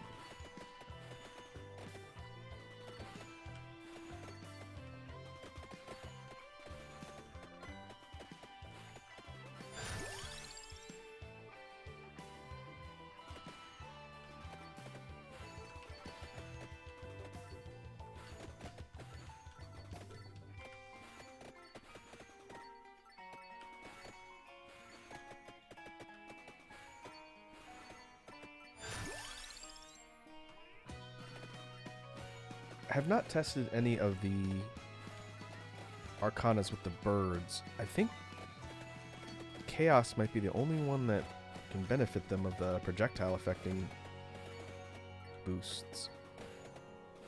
That tells me that there's probably going to be a creature-based Arcana for all the animals in the future. It wouldn't surprise me if that ends up being one of the unlocks.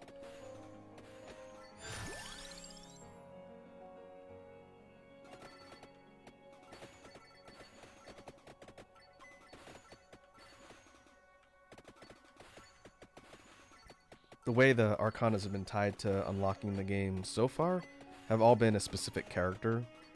You get to level 100 with whatever character tied to the unlock, and that's how you get it in game.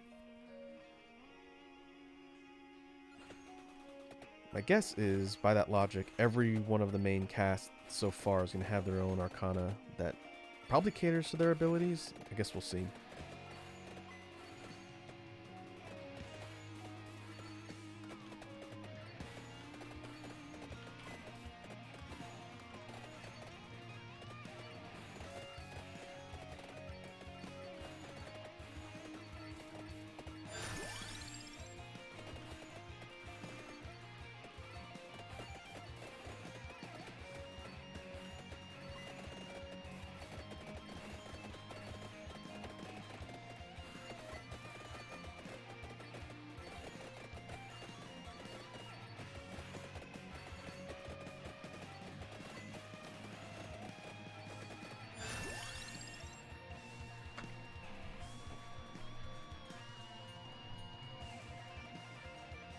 I don't know if that noise is picking up on my mic, but they're doing a bunch of cleaning outside the building.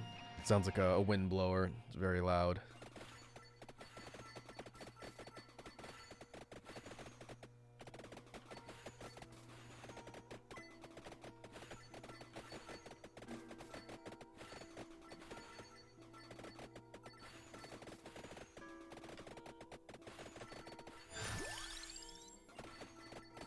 Okay, I need to keep an eye out for the Tirigisu.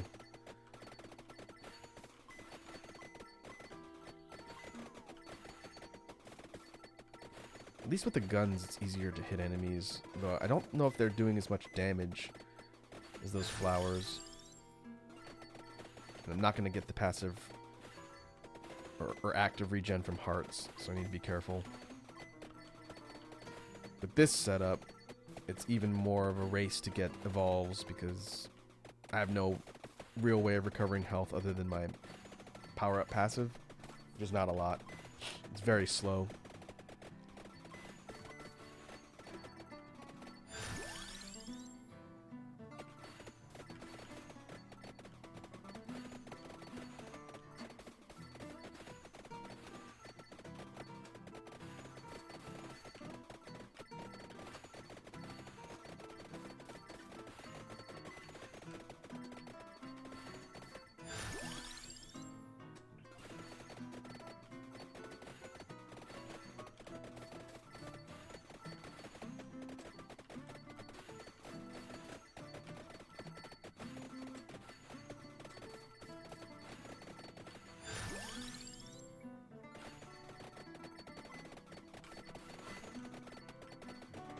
Okay, 4 minutes in. So far, so good. Still think my damage output is keeping pace, but not necessarily outpacing the waves. There it is. Okay, there's Tirigisu. We need armor for the Rune Tracer. Got spinach. We need Attract Orb for the water.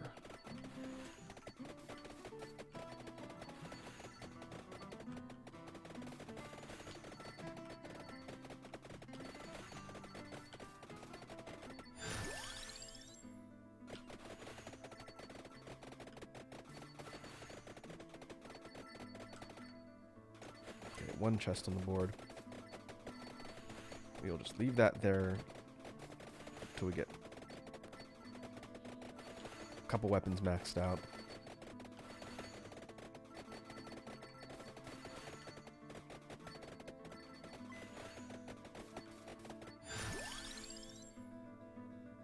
I think after this, at least if I win on this run with Pugnala, I will experiment around with like a super hardcore run with Llama and Curse. It's got to be doable. But that's going to be tough.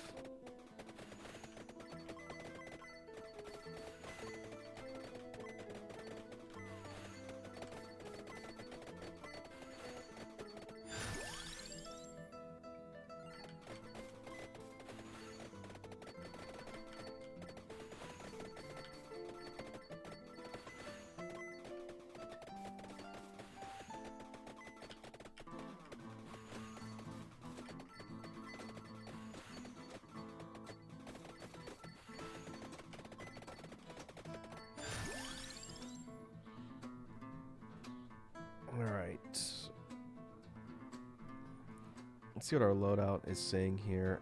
Maybe we'll pick up the axe later.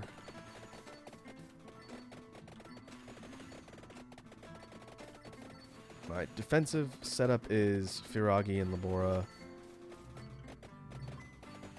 I'll have to think about what else I want to grab for offense.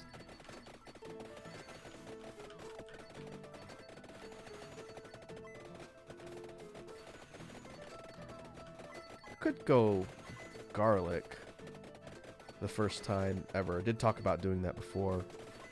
And see if the passive regen works. Especially with that Arcana. The healing, the Sourbound Dive healing I've never bought before. Just gonna try. If the regen and Soul Eater is gonna be useful anywhere, it's here.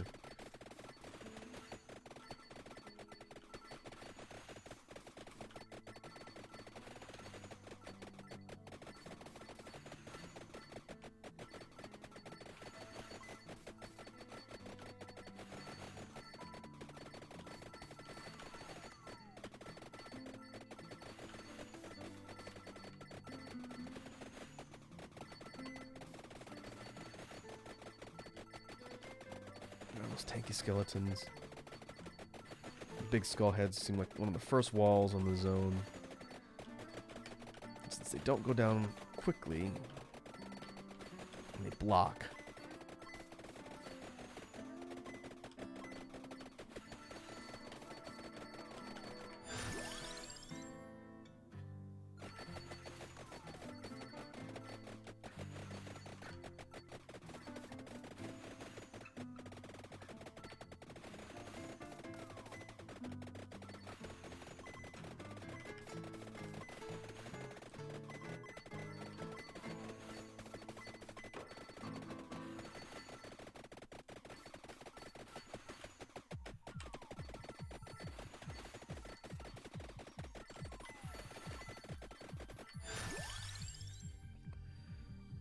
Alright, almost maxed out on Tefelo. A few more levels on 8 Sparrow.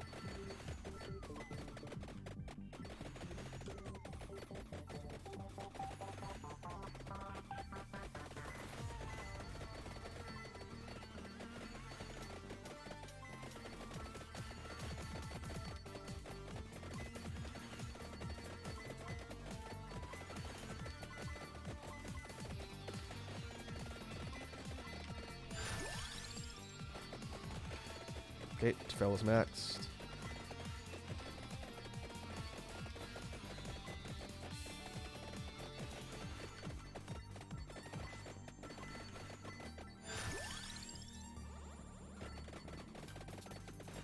Three more levels on Sparrow.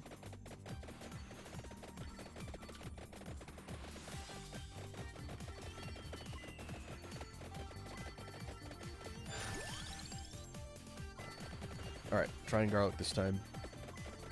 Probably the first time in 20 runs. It's been ages since I picked the garlic on purpose.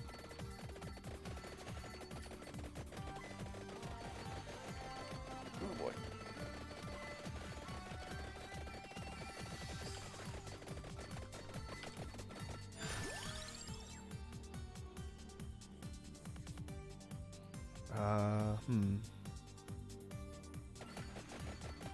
Go Tome for cooldown. That'll help garlic too.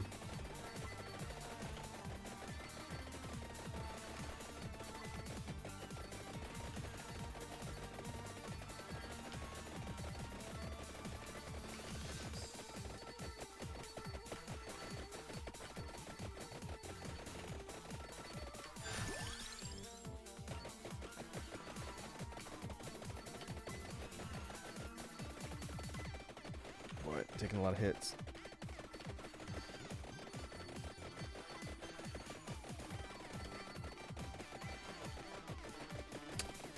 Alright. It's one death. I think I've got two. One more.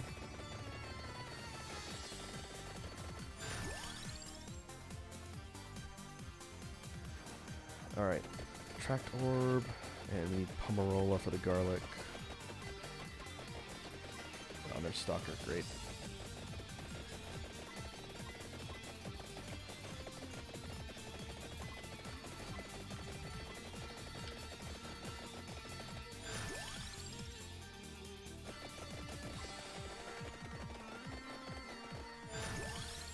There it is.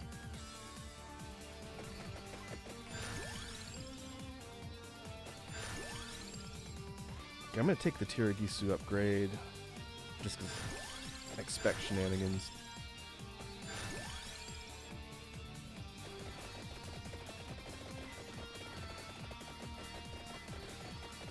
Especially with Stalker on the map.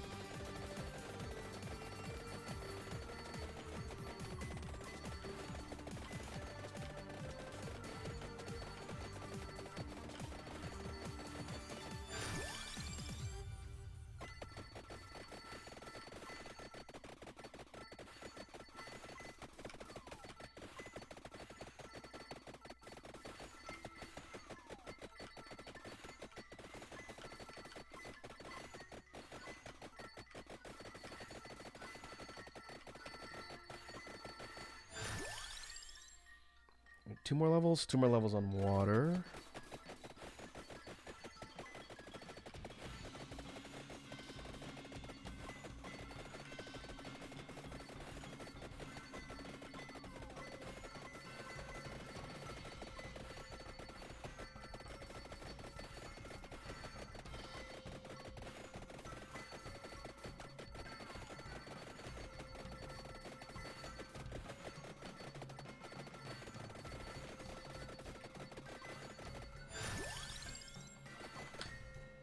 Alright, max level on guns.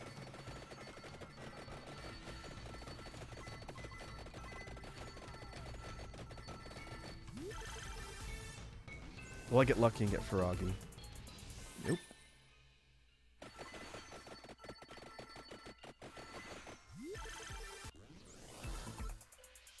Nope.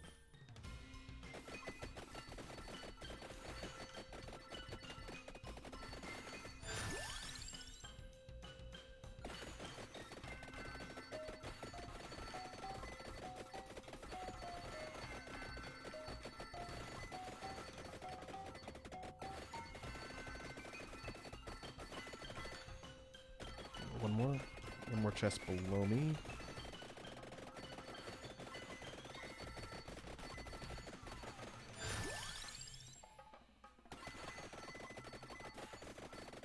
I bet that skull's the Arcana chest again.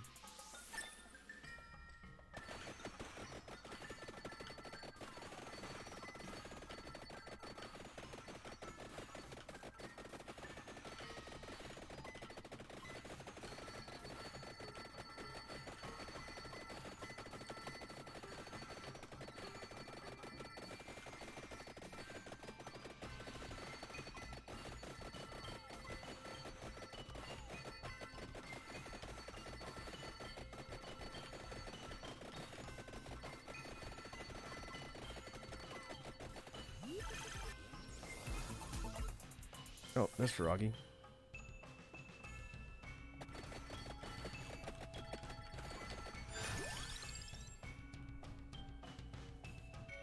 Let's see. So now we have a spot opened up. I think I'm gonna go...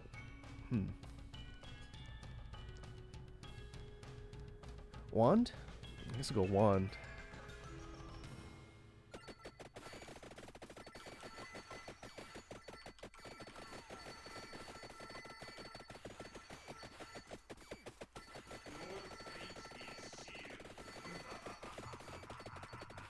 That should be the chest. Alright. Give me a wake. Thank you.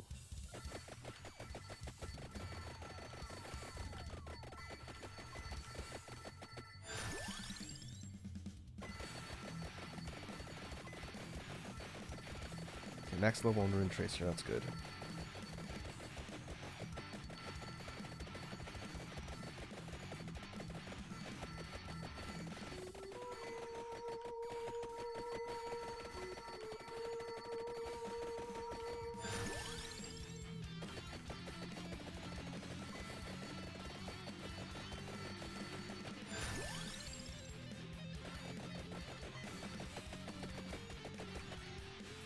Only level 3 on garlic.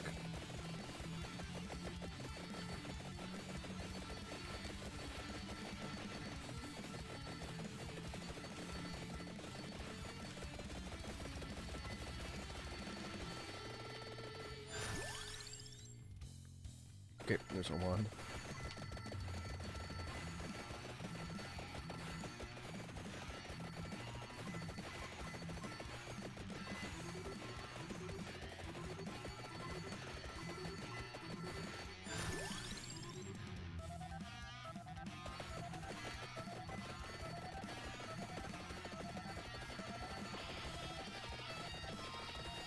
I don't know if it's because of Feiragi specifically, but we're melting the tanky skulls finally.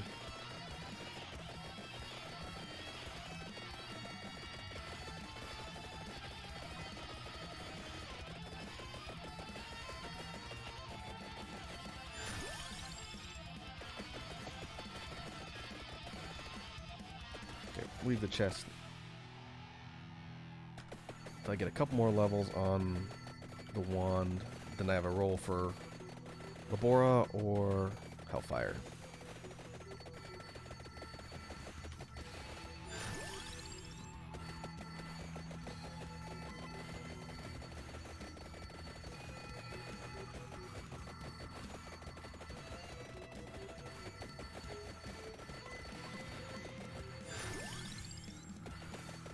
That'll do.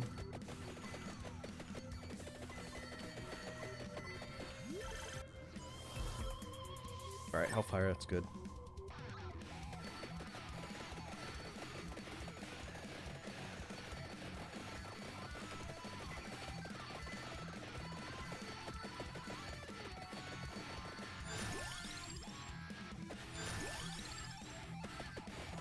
We'll put more levels in the Garlic, try and get it close to Evolve so we get Soul Eater.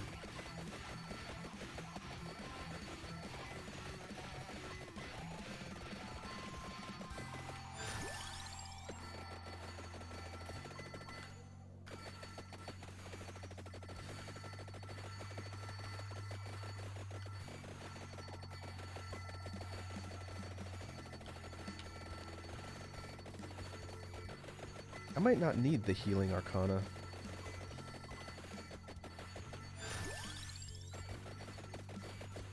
In fact, Pomerola's regen on top of the innate power-up I had is probably enough, assuming I can just keep stuff out. Guess we'll see.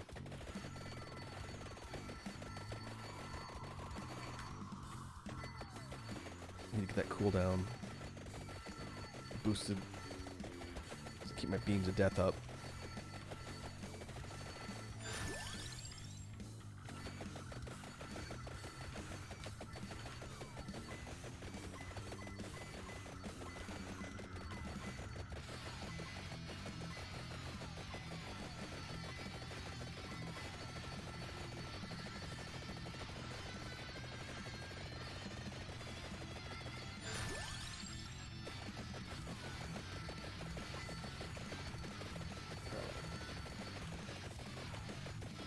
Green skeletons are trouble.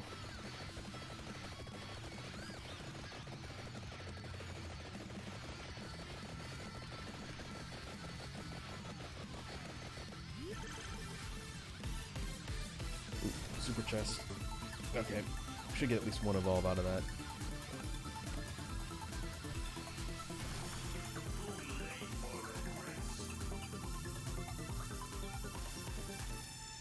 Okay, Labora, that's good.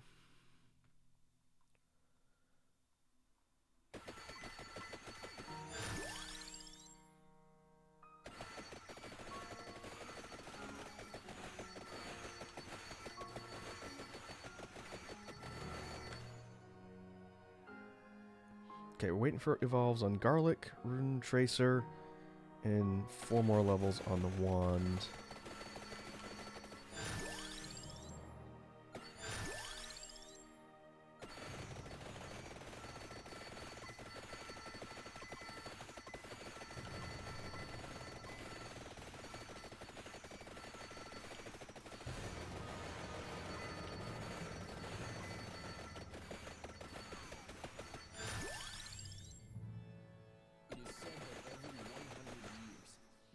One more on book. Tome.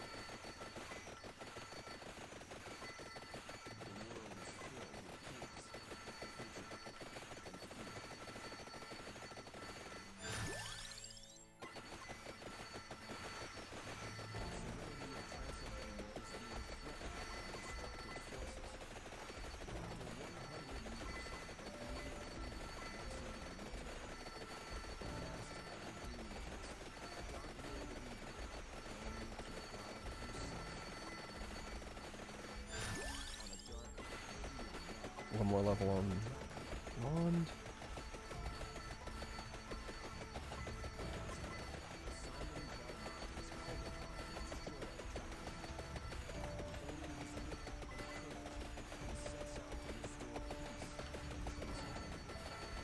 I can play a little more defensively now that I have Labora. Should kill most things that get close when Chaos is procced. There we go. Final cooldown upgrade. Basically have perma beams.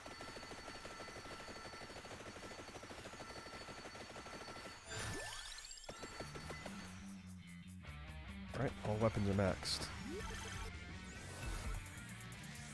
There's Soul Eater. Haven't seen this one in a long time.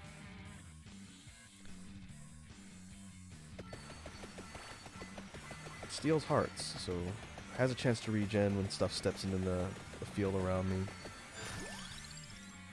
But doesn't knock back, which is why I don't like Soul Eater compared to something like Vespers. Regen is not super useful in every other level besides this one, so maybe they'll be more essential here.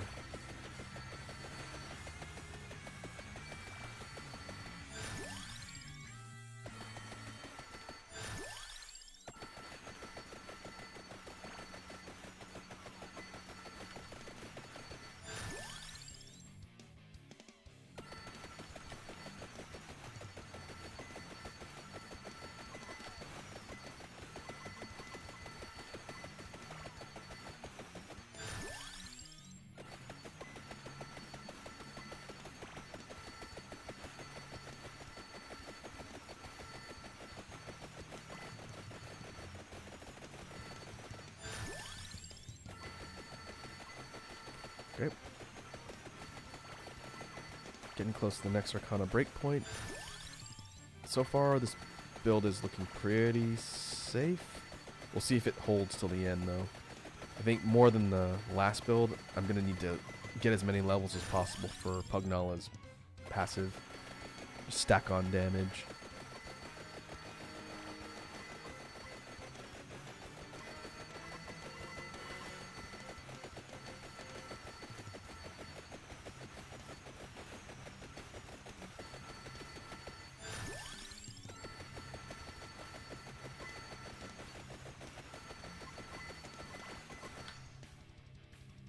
Two evolves left. No Future and Holy Wand. That should be one of them. Ooh, or maybe I'll get two. Two super chests? That's really lucky.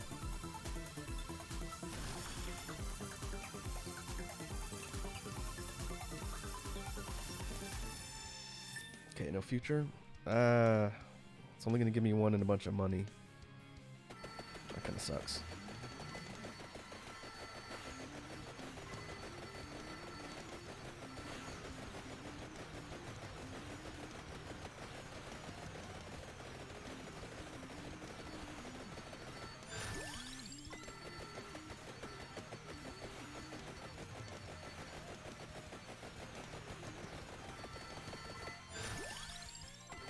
Okay, Drowners on the field.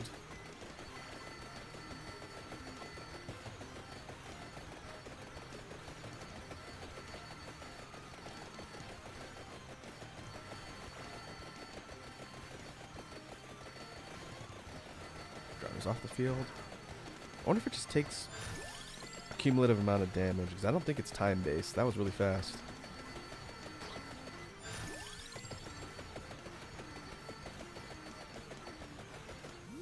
Okay, this is gonna be my one. Yep.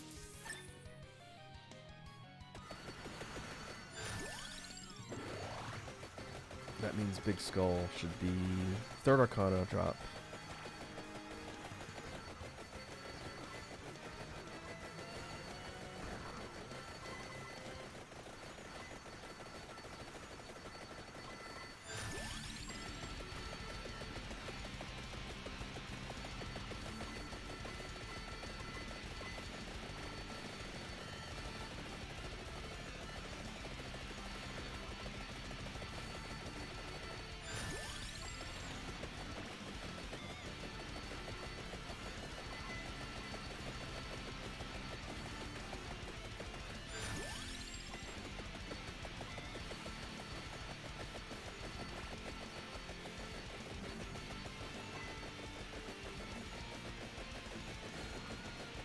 Come on.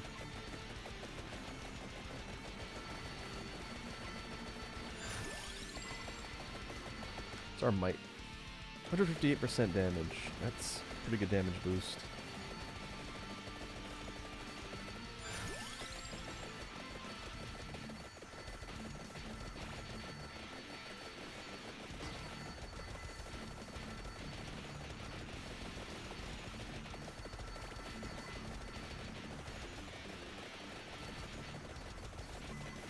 Alright.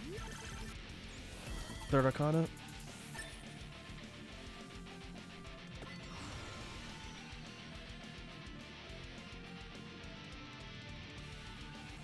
I didn't see this other part of the Sarabande healing. Recovering HP damages nearby enemies for the same amount. But I imagine you don't get that additional collateral damage if you're not recovering. I don't think I'm going to do that.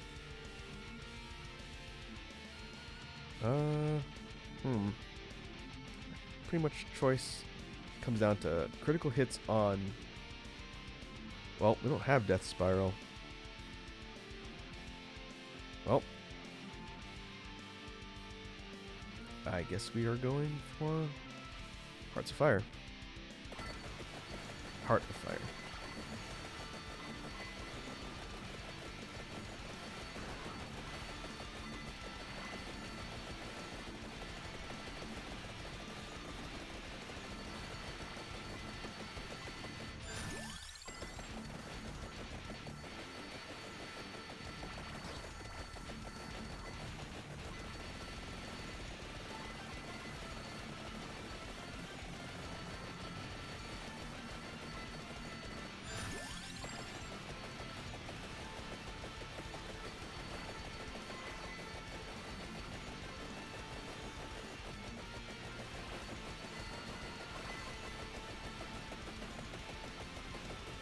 Alright, 23-minute mark. I think we're looking good so far.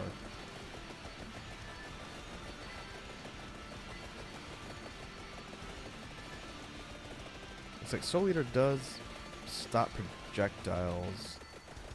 It's hard to tell because, yeah. Okay, that's good. It's good defense in that regard. It just won't knock things back.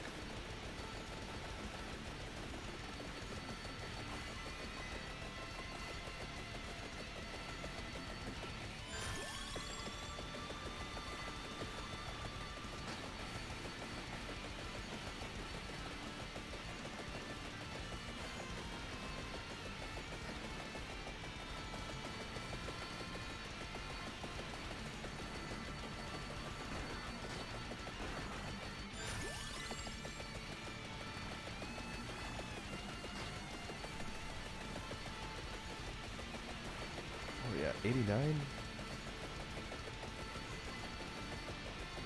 Definitely looks like levels overall are lower on this map. We'll see what curse. I get the feeling there's going to be a lot more enemies, a lot faster.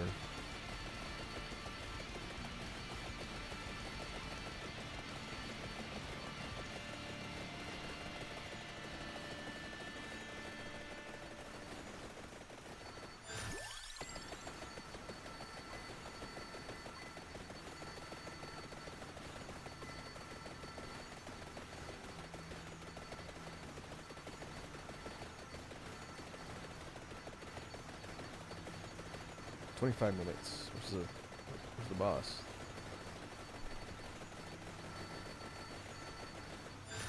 Did I kill it before it got on screen again?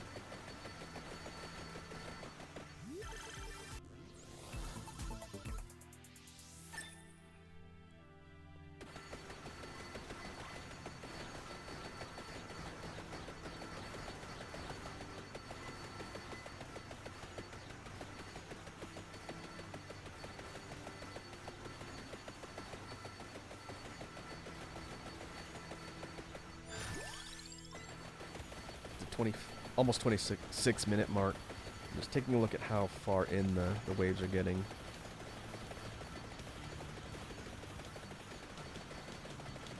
It seems pretty safe.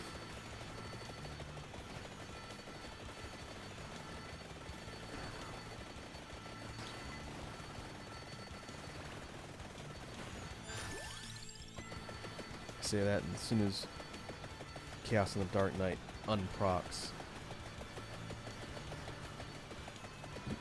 makes it considerably more dangerous.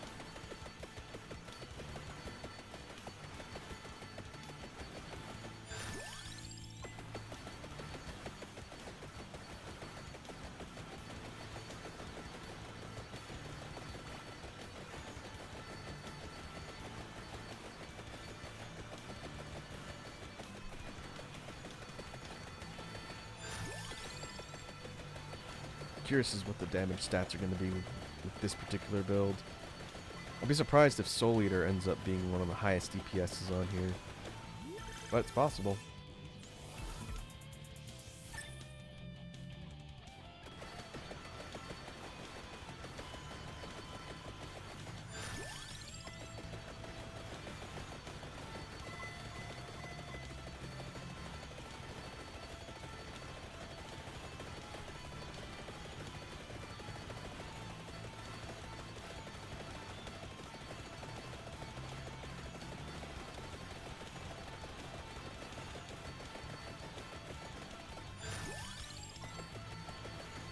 Okay, 3 minutes.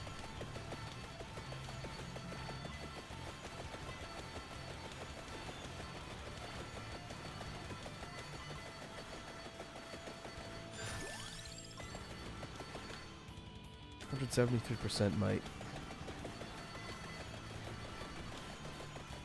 173% might, and we're not insta-killing most of these waves.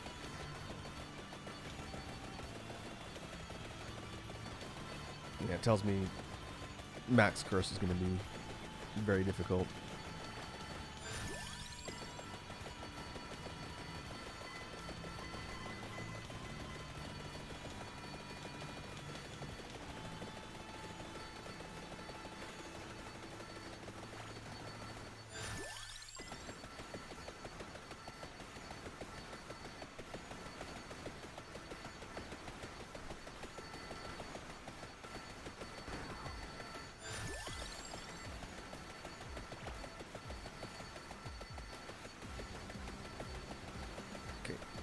Just inside 2 minutes.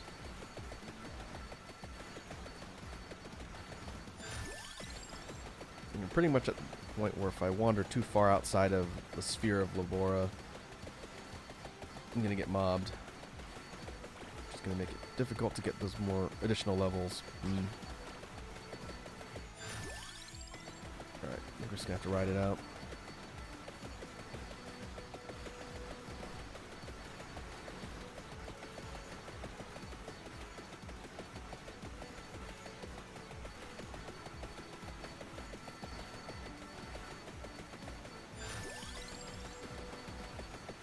Last minute.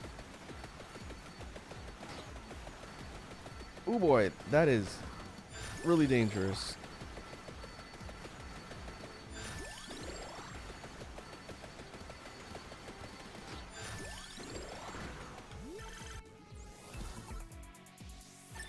Basically what's happening is my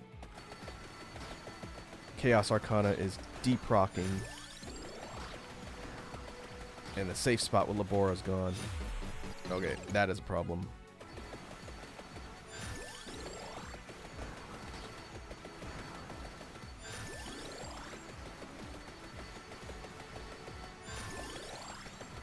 Even with it fully proc, it is not keeping enemies 100% out. Oh man.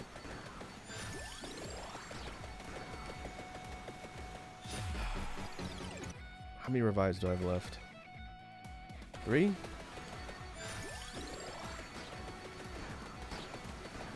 Ooh. I am actually seriously at risk of dying. Okay, I think I'm gonna make it, but I'm gonna just barely make it out. Wow.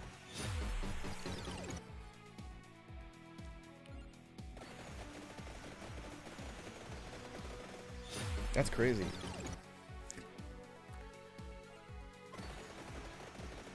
Basically, Awake saved me. If I didn't have that, I wouldn't have made it to the end.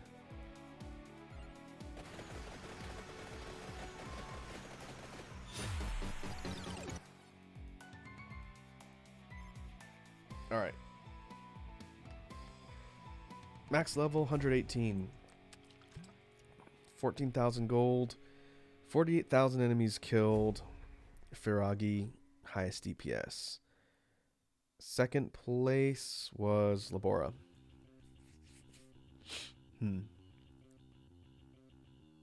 Soul Eater, not terribly high in DPS. I think aside from sustain from regen and getting hearts, no Soul Eater's kind of a non-factor again. Makes me wonder if I would have been better served going for damage, maybe going for Spiral. Hellfire did good again. Alright. Well, I think for the last part of the stream, I'm going to experiment with super hard mode. And we will see what happens. 50% curse. Llama, she starts with 10%. And she'll max at additional 20. So that should give us 80. And if I go for Song of Mana and Skullomaniac and get like almost 200%, I don't think I'll last that long.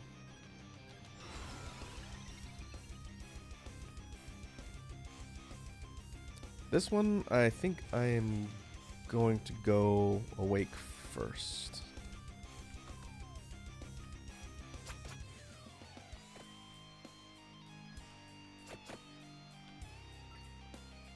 Oh, that's not a good sign. Her axes are not killing the enemies very quickly.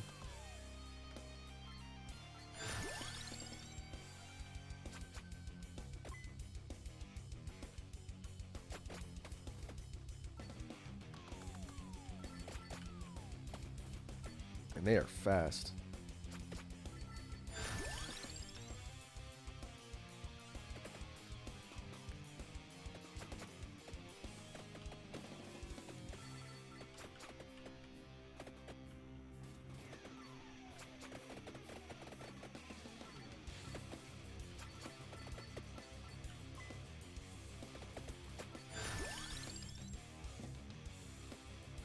Okay. Don't think I'm gonna go for Tracer this time. Maybe I'll go Ring if I can get Duplicator.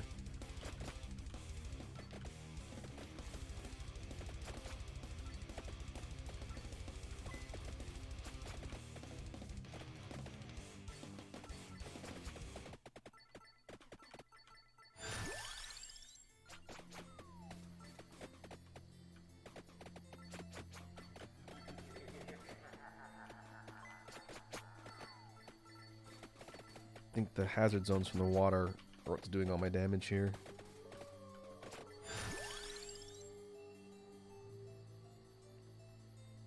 So we're gonna prioritize that.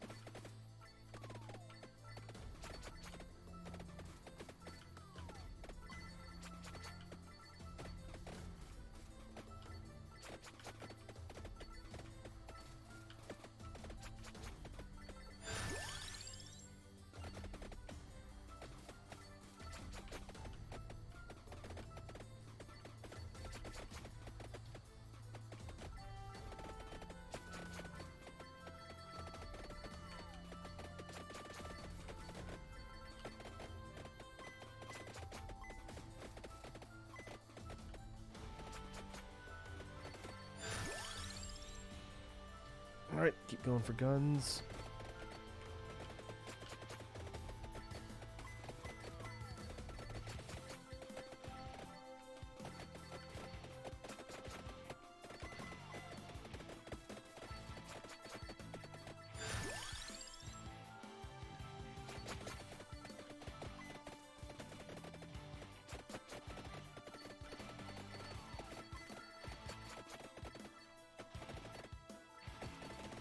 Could really use Candelabrador here for area of effect. It'll definitely help with the water.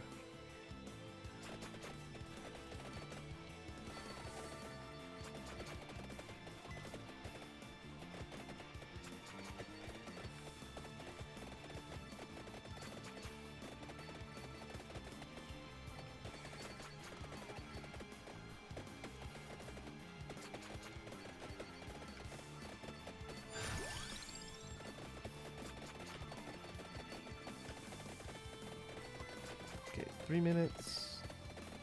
It's definitely getting dense.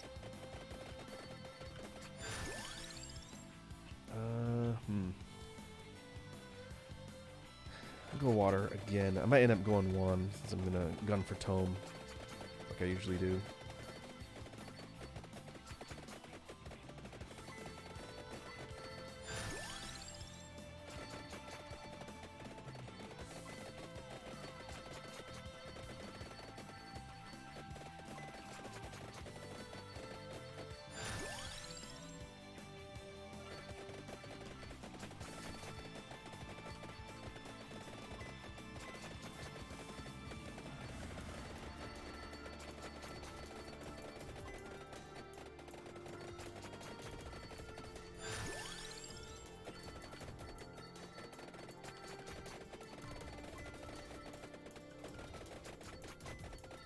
If I get a chance to pull Song, I'm gonna get it. Try and make this as difficult as possible. See if we can get through it.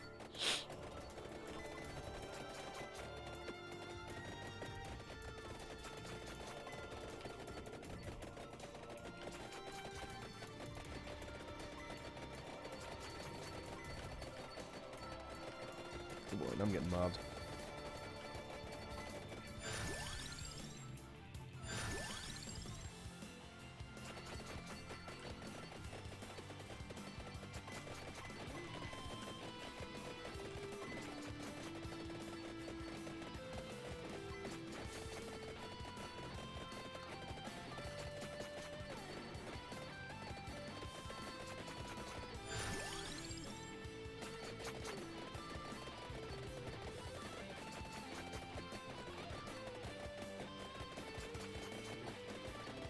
Leave the chest. Keep trying to kite around. Now there's so many enemies on the board, the water's not really doing a whole lot.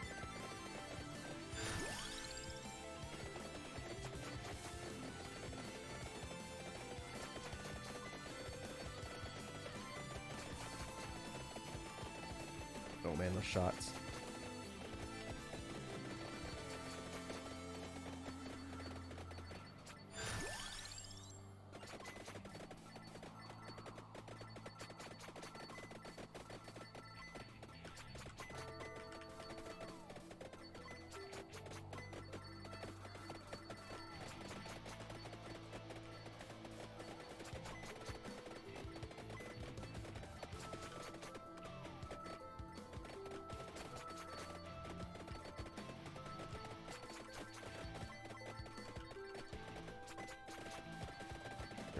No safe zones. Oh boy, especially not now. Fortunately, since I took Awake first, I'll get damage speed area bonus for consuming a revive, but I need to be careful.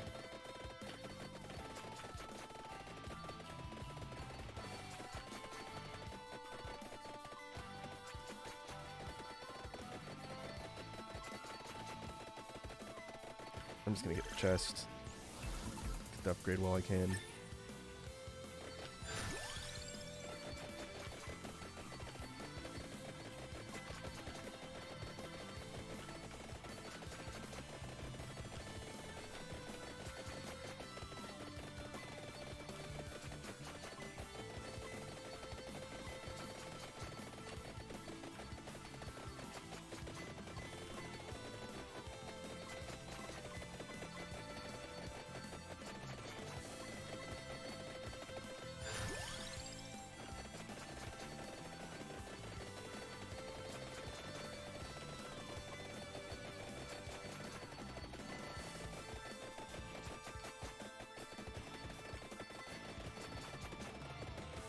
Oop.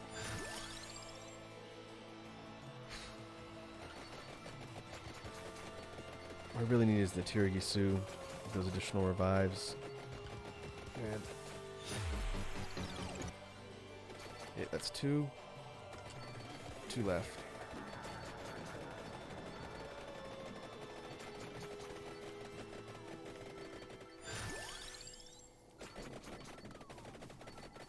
already level 8? And I've not picked up the candles yet? Alright. Third revive. Should have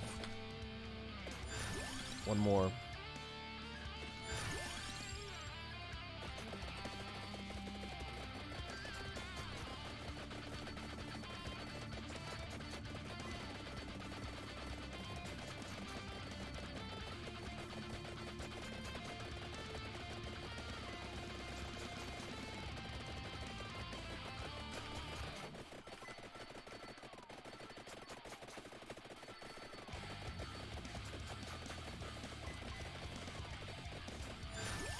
There it is.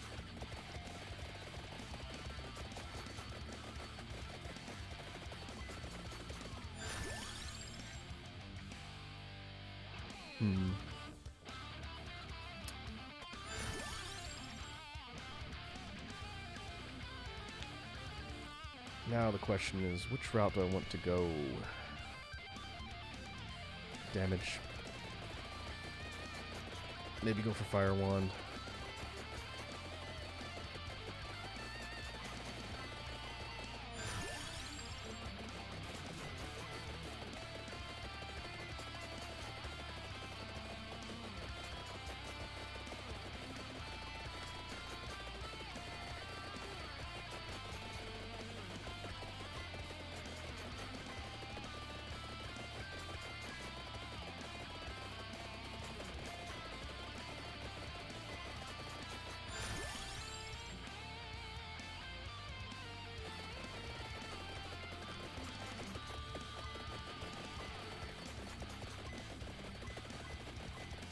Maybe I'll try and go Whip, even though Hollow Heart sucks.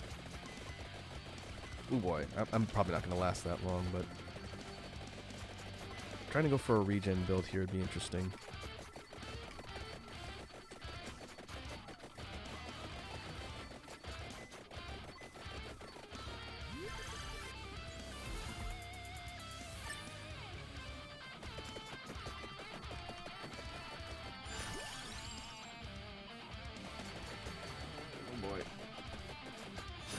One more? Yep, one more revives.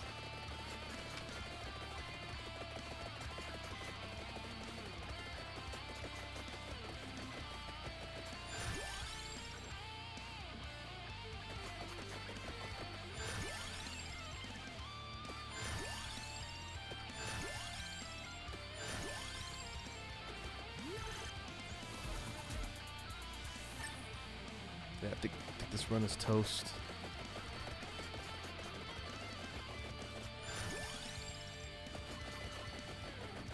Eh? Those upgrades to the guns helped a lot.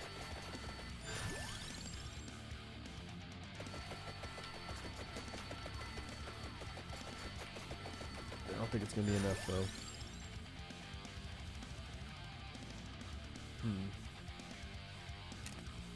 Alright, take Duplicator. Maybe try and get the whip. Kind of course correcting at the last minute.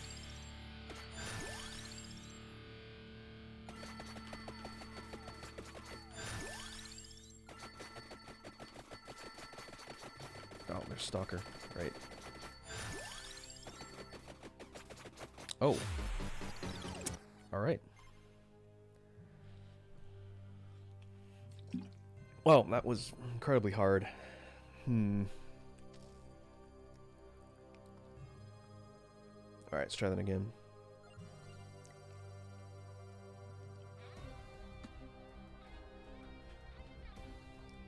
Kind of curious if I can get the whip to work on a build like that.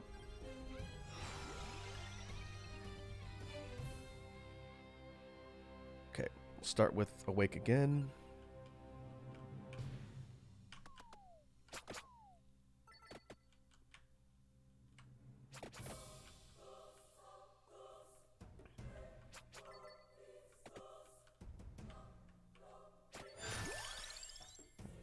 Ooh, their song. Okay.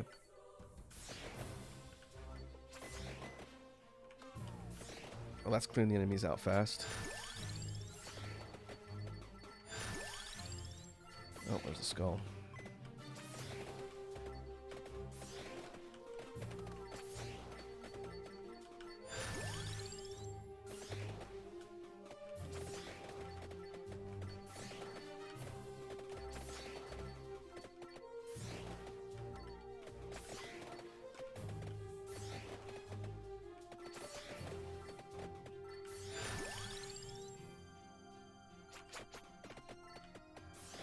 Just looking at the loadout, I can go guns, whip if it comes up, water.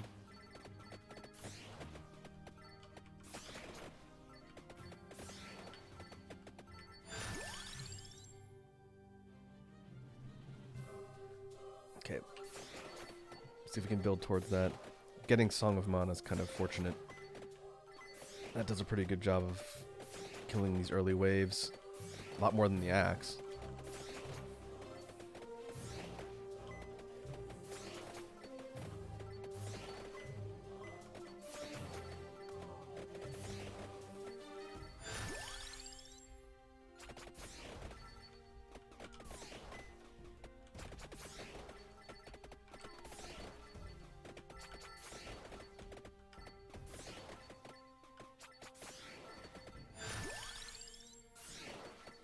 Oh, there's the whip.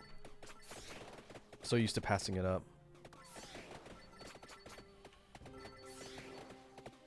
I think its rarity weight's pretty low, though.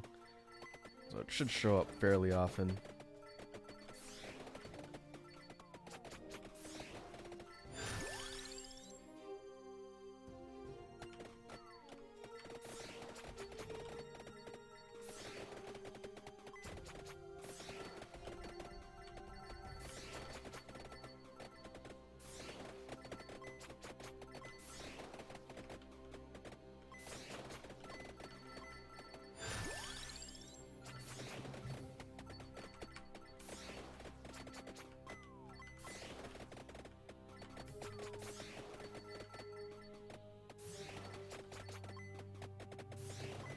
Oh, Song of Mana pushes. I didn't realize it pushes back too.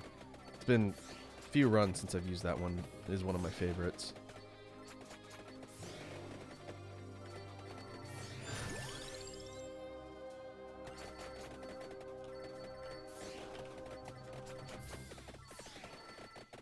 Only real drawback is that its main area is above and below. So things coming at you from the sides are still dangerous.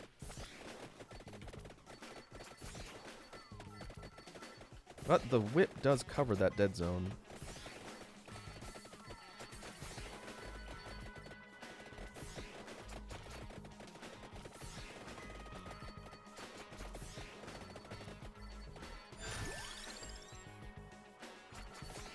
So we need one more gun and water.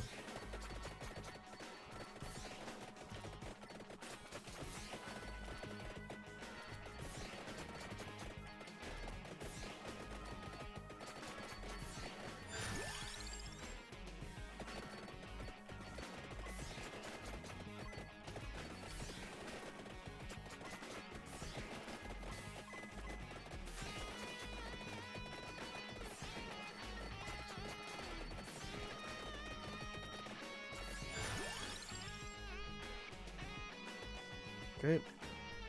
Air of effect.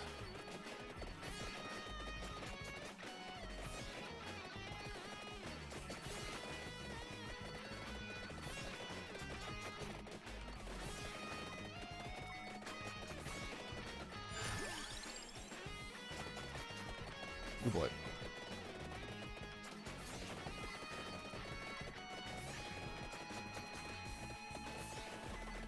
I'm not pulling Song of Mana upgrades. That's a little concerning.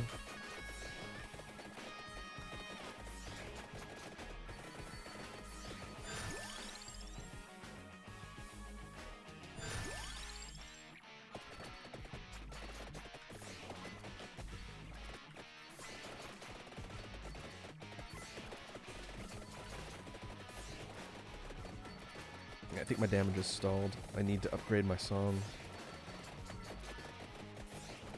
Or pull a bunch of upgrades for guns.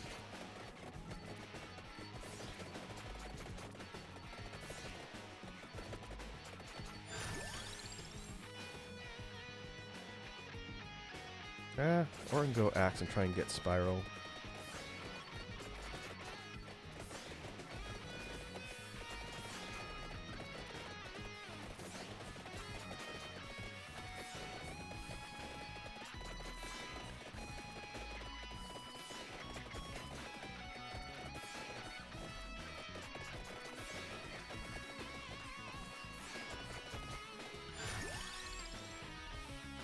Okay, level 8 on the axe.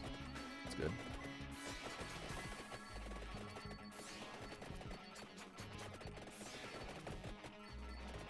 Leave the chest.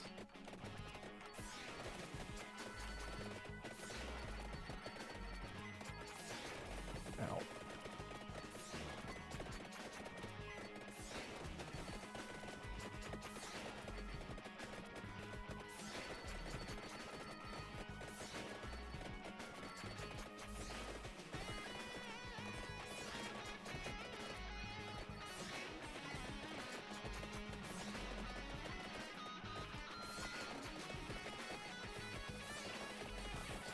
Oof. I don't know how you get around that.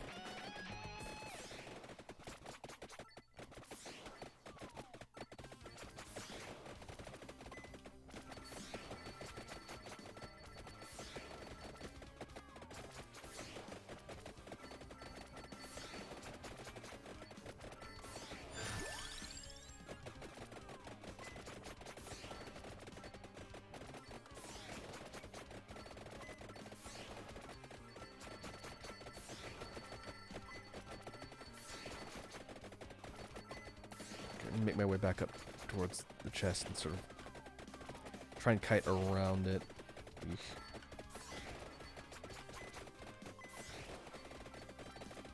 I need some upgrades for song.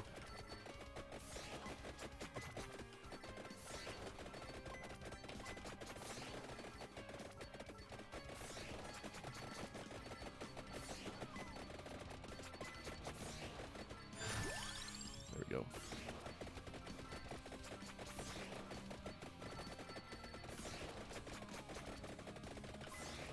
I'm gonna burn a revive, looks like.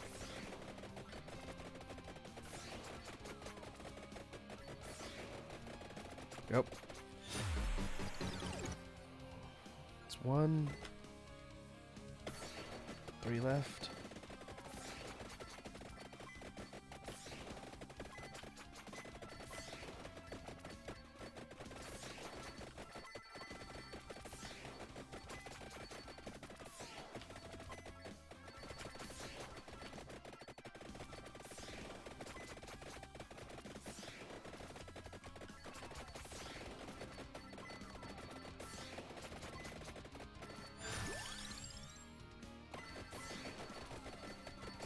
Oh boy.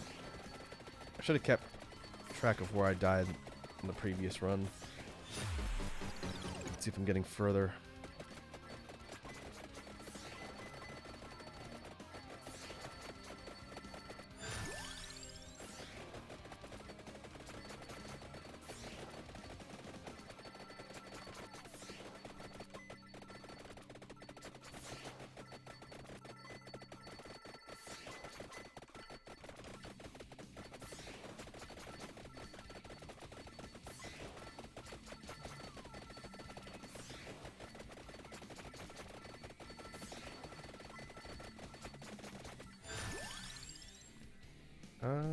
Well, there's the water. Guess we can grab that while we have a chance.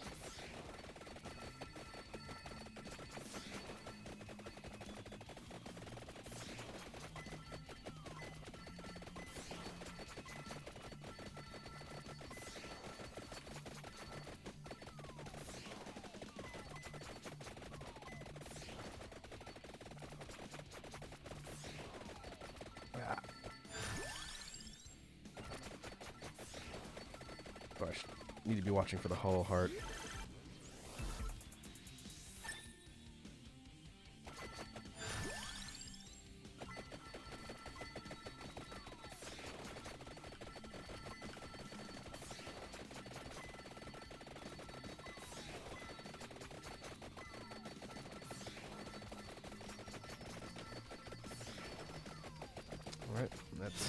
2.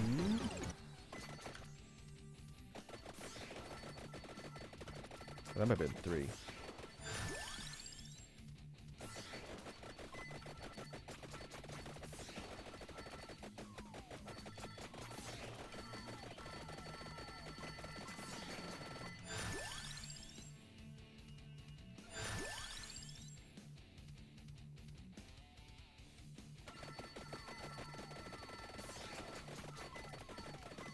Oh boy. Oh man.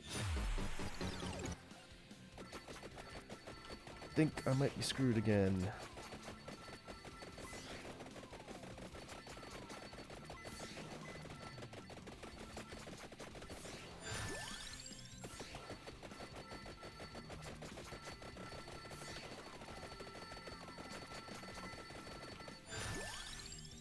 Ooh, Terigisu.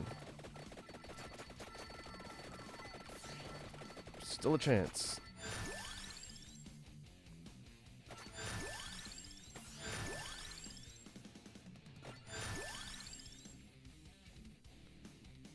Okay, I need to be careful. Hollow Heart.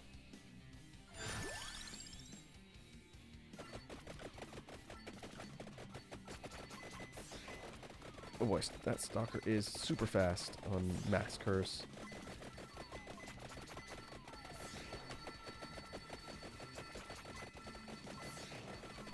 So fast that it comes out the top of the screen right on top of me.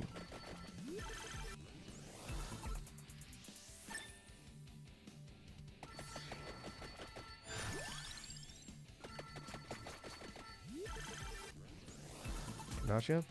Nope.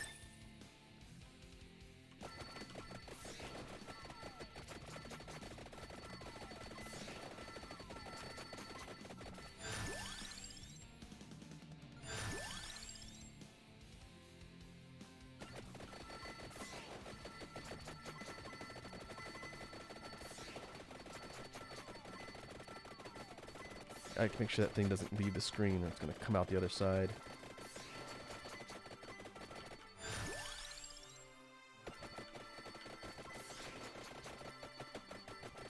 There we go. There it is.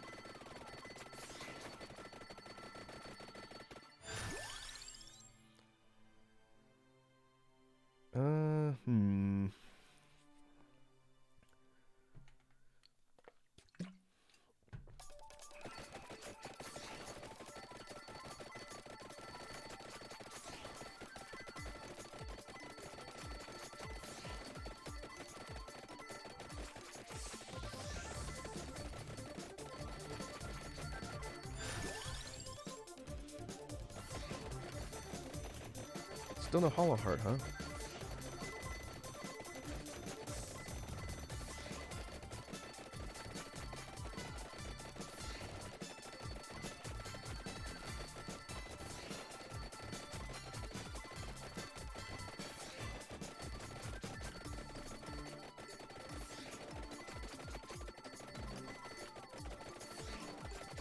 Oh, don't run into the boss.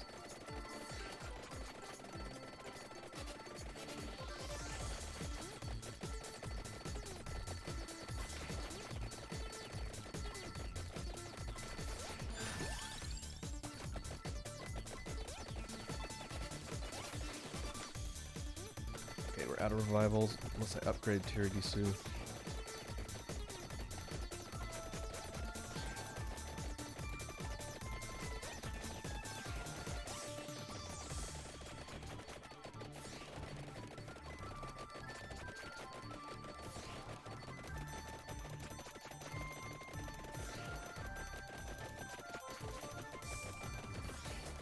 Oh man.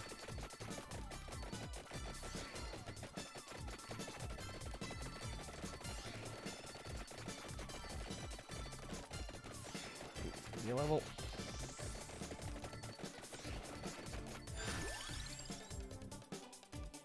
I was really hoping there'd be a Terigisu upgrade in there. I think I'm done.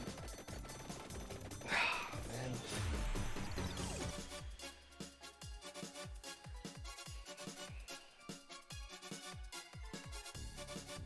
I think that's a new time record on super hard mode. I almost feel like song and whip would be high priority. I'm gonna try that one more time.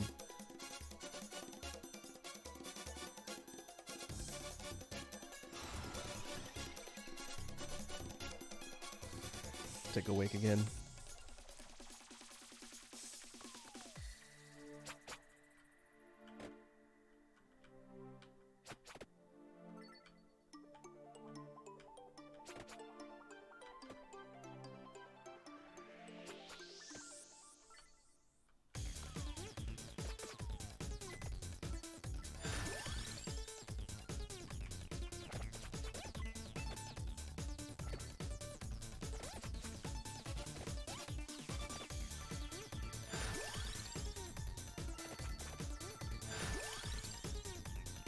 Well, that's lucky.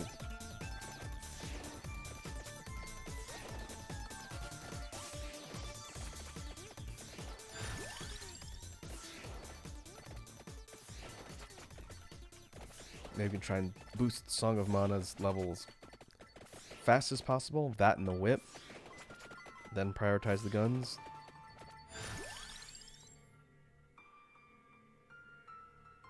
Yeah, we can get water too.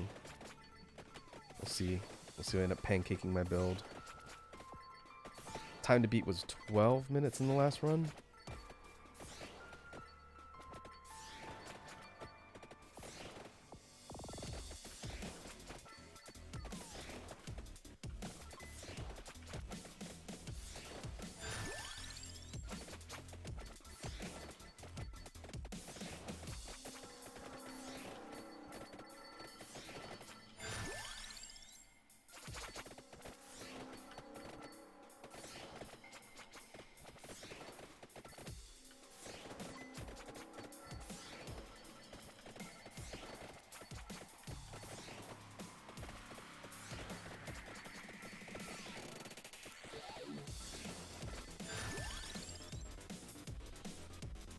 Alright, I'm gonna prioritize whip this time.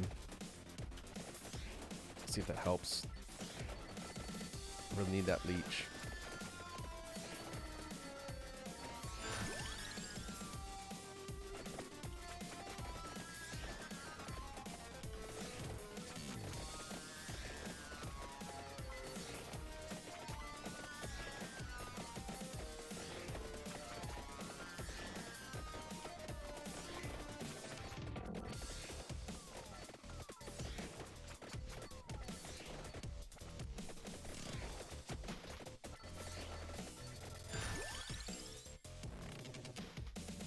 Okay, need the other gun and make sure I don't fill that last weapon slot up.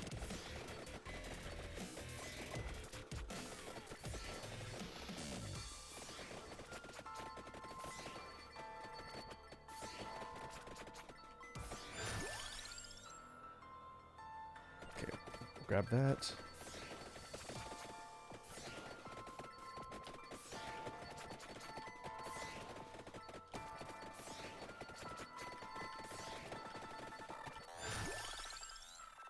There's Hollow Heart.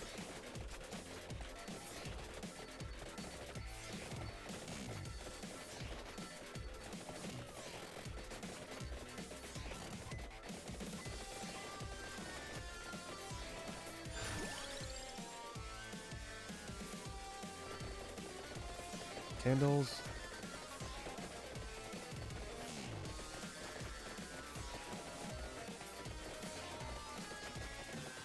Need to get some damage upgrades.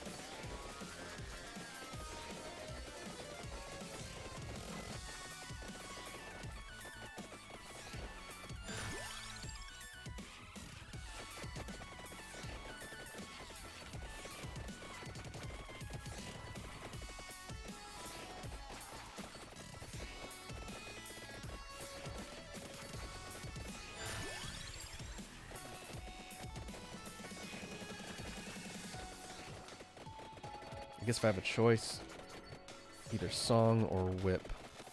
One of those two.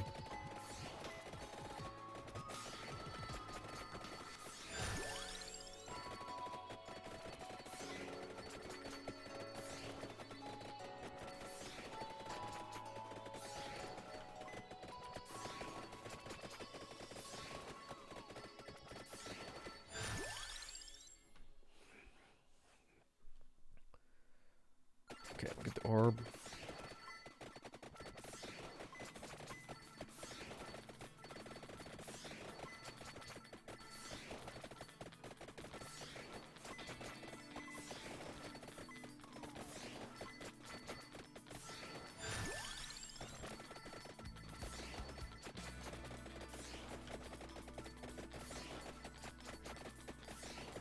The whip's doing decent damage. Probably going to hit level 8 on the whip well ahead of the 10-minute mark. We'll see.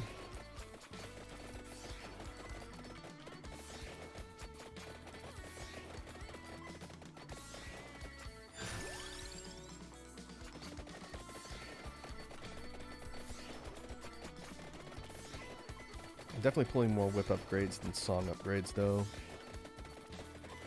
Which I guess is okay. I can keep kiting enemies and hitting them sideways.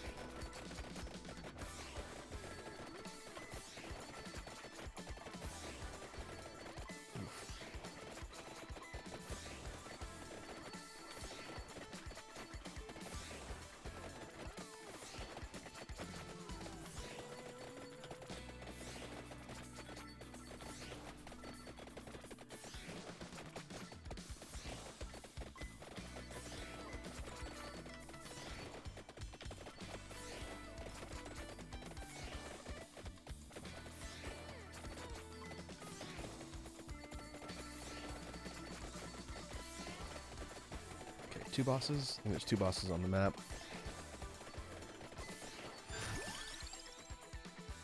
Okay, prioritize levels on song. I'll get the skull later. Try and put that off as long as possible since that's going to make the enemy waves tougher.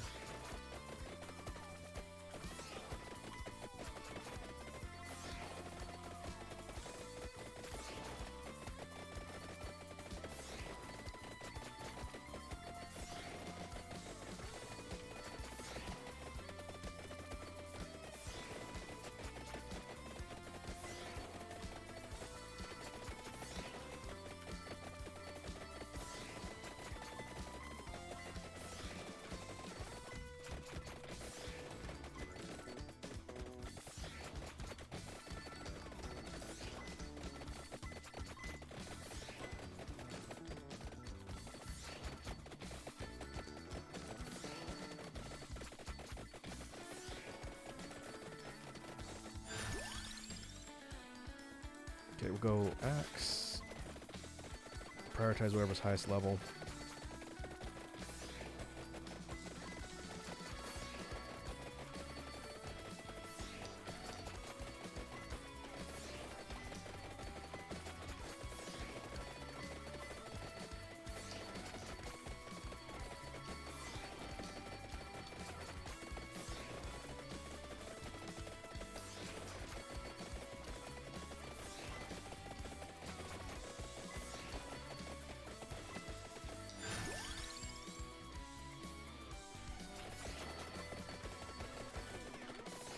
Ah, okay, it's one revive.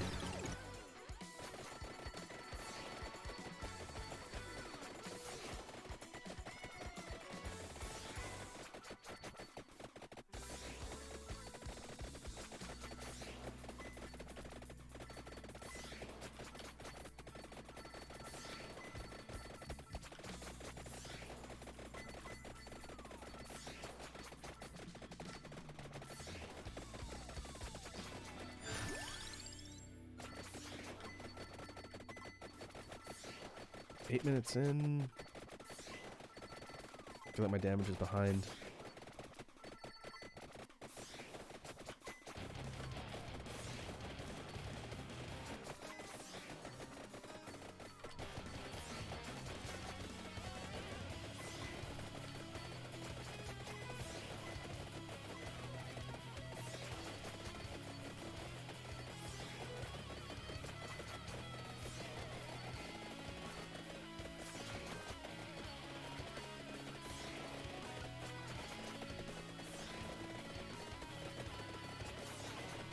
Levels are coming slower too. That's not good.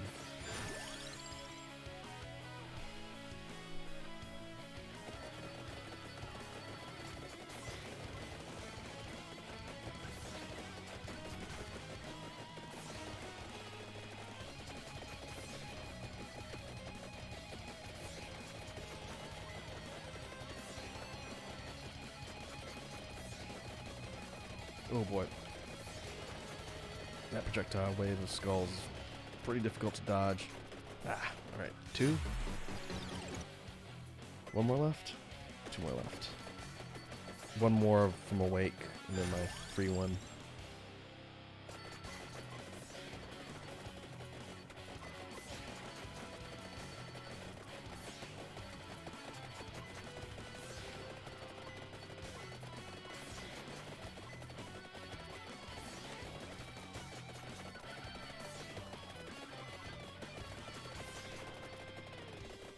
Whip is definitely not keeping the enemies off.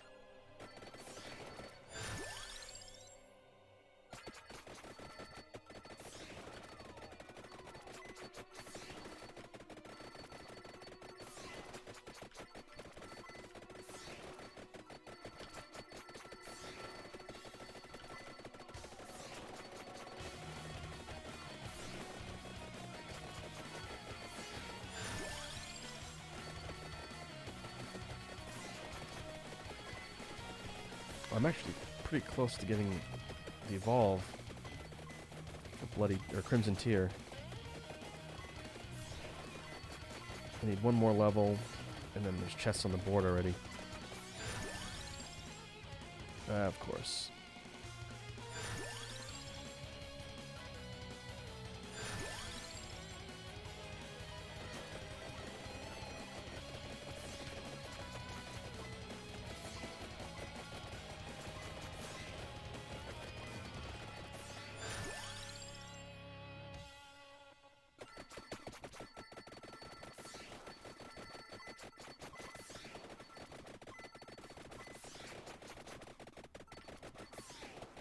Oh, man. Oh, last revive.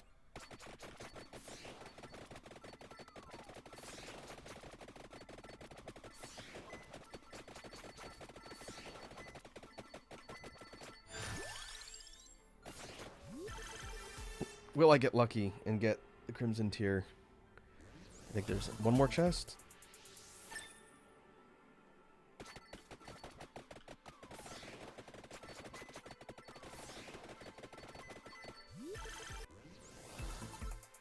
Nope.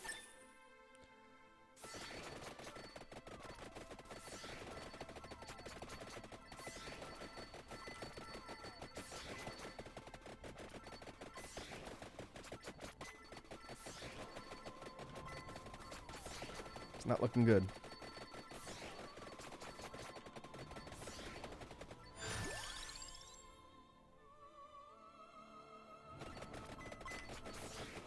Where's Stalker? Is it gone? I think it's gone.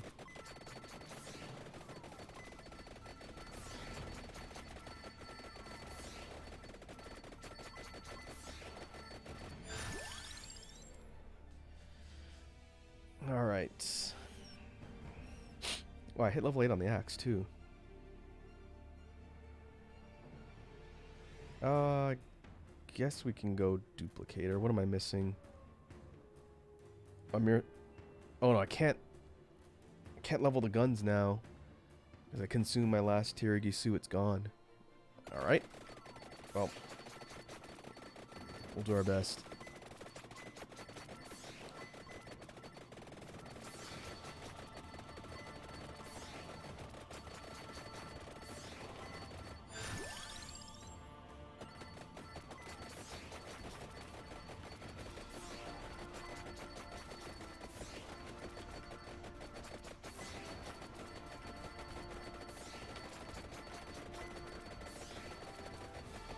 I need to save a spot for Skull. Uh-oh.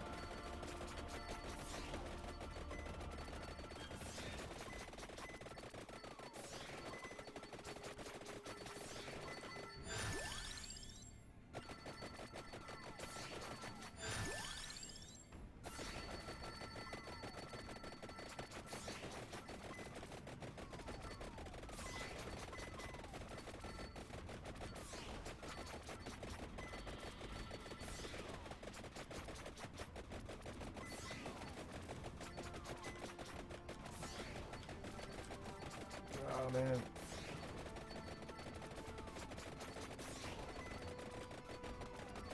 Yep, there it goes. Definitely seems like the success of a run comes down to being able to get that evolve. 12 minutes, 42 seconds, about the same time. Axe at our highest DPS, whip a second. Boy, that's going to require some more experimenting, I think.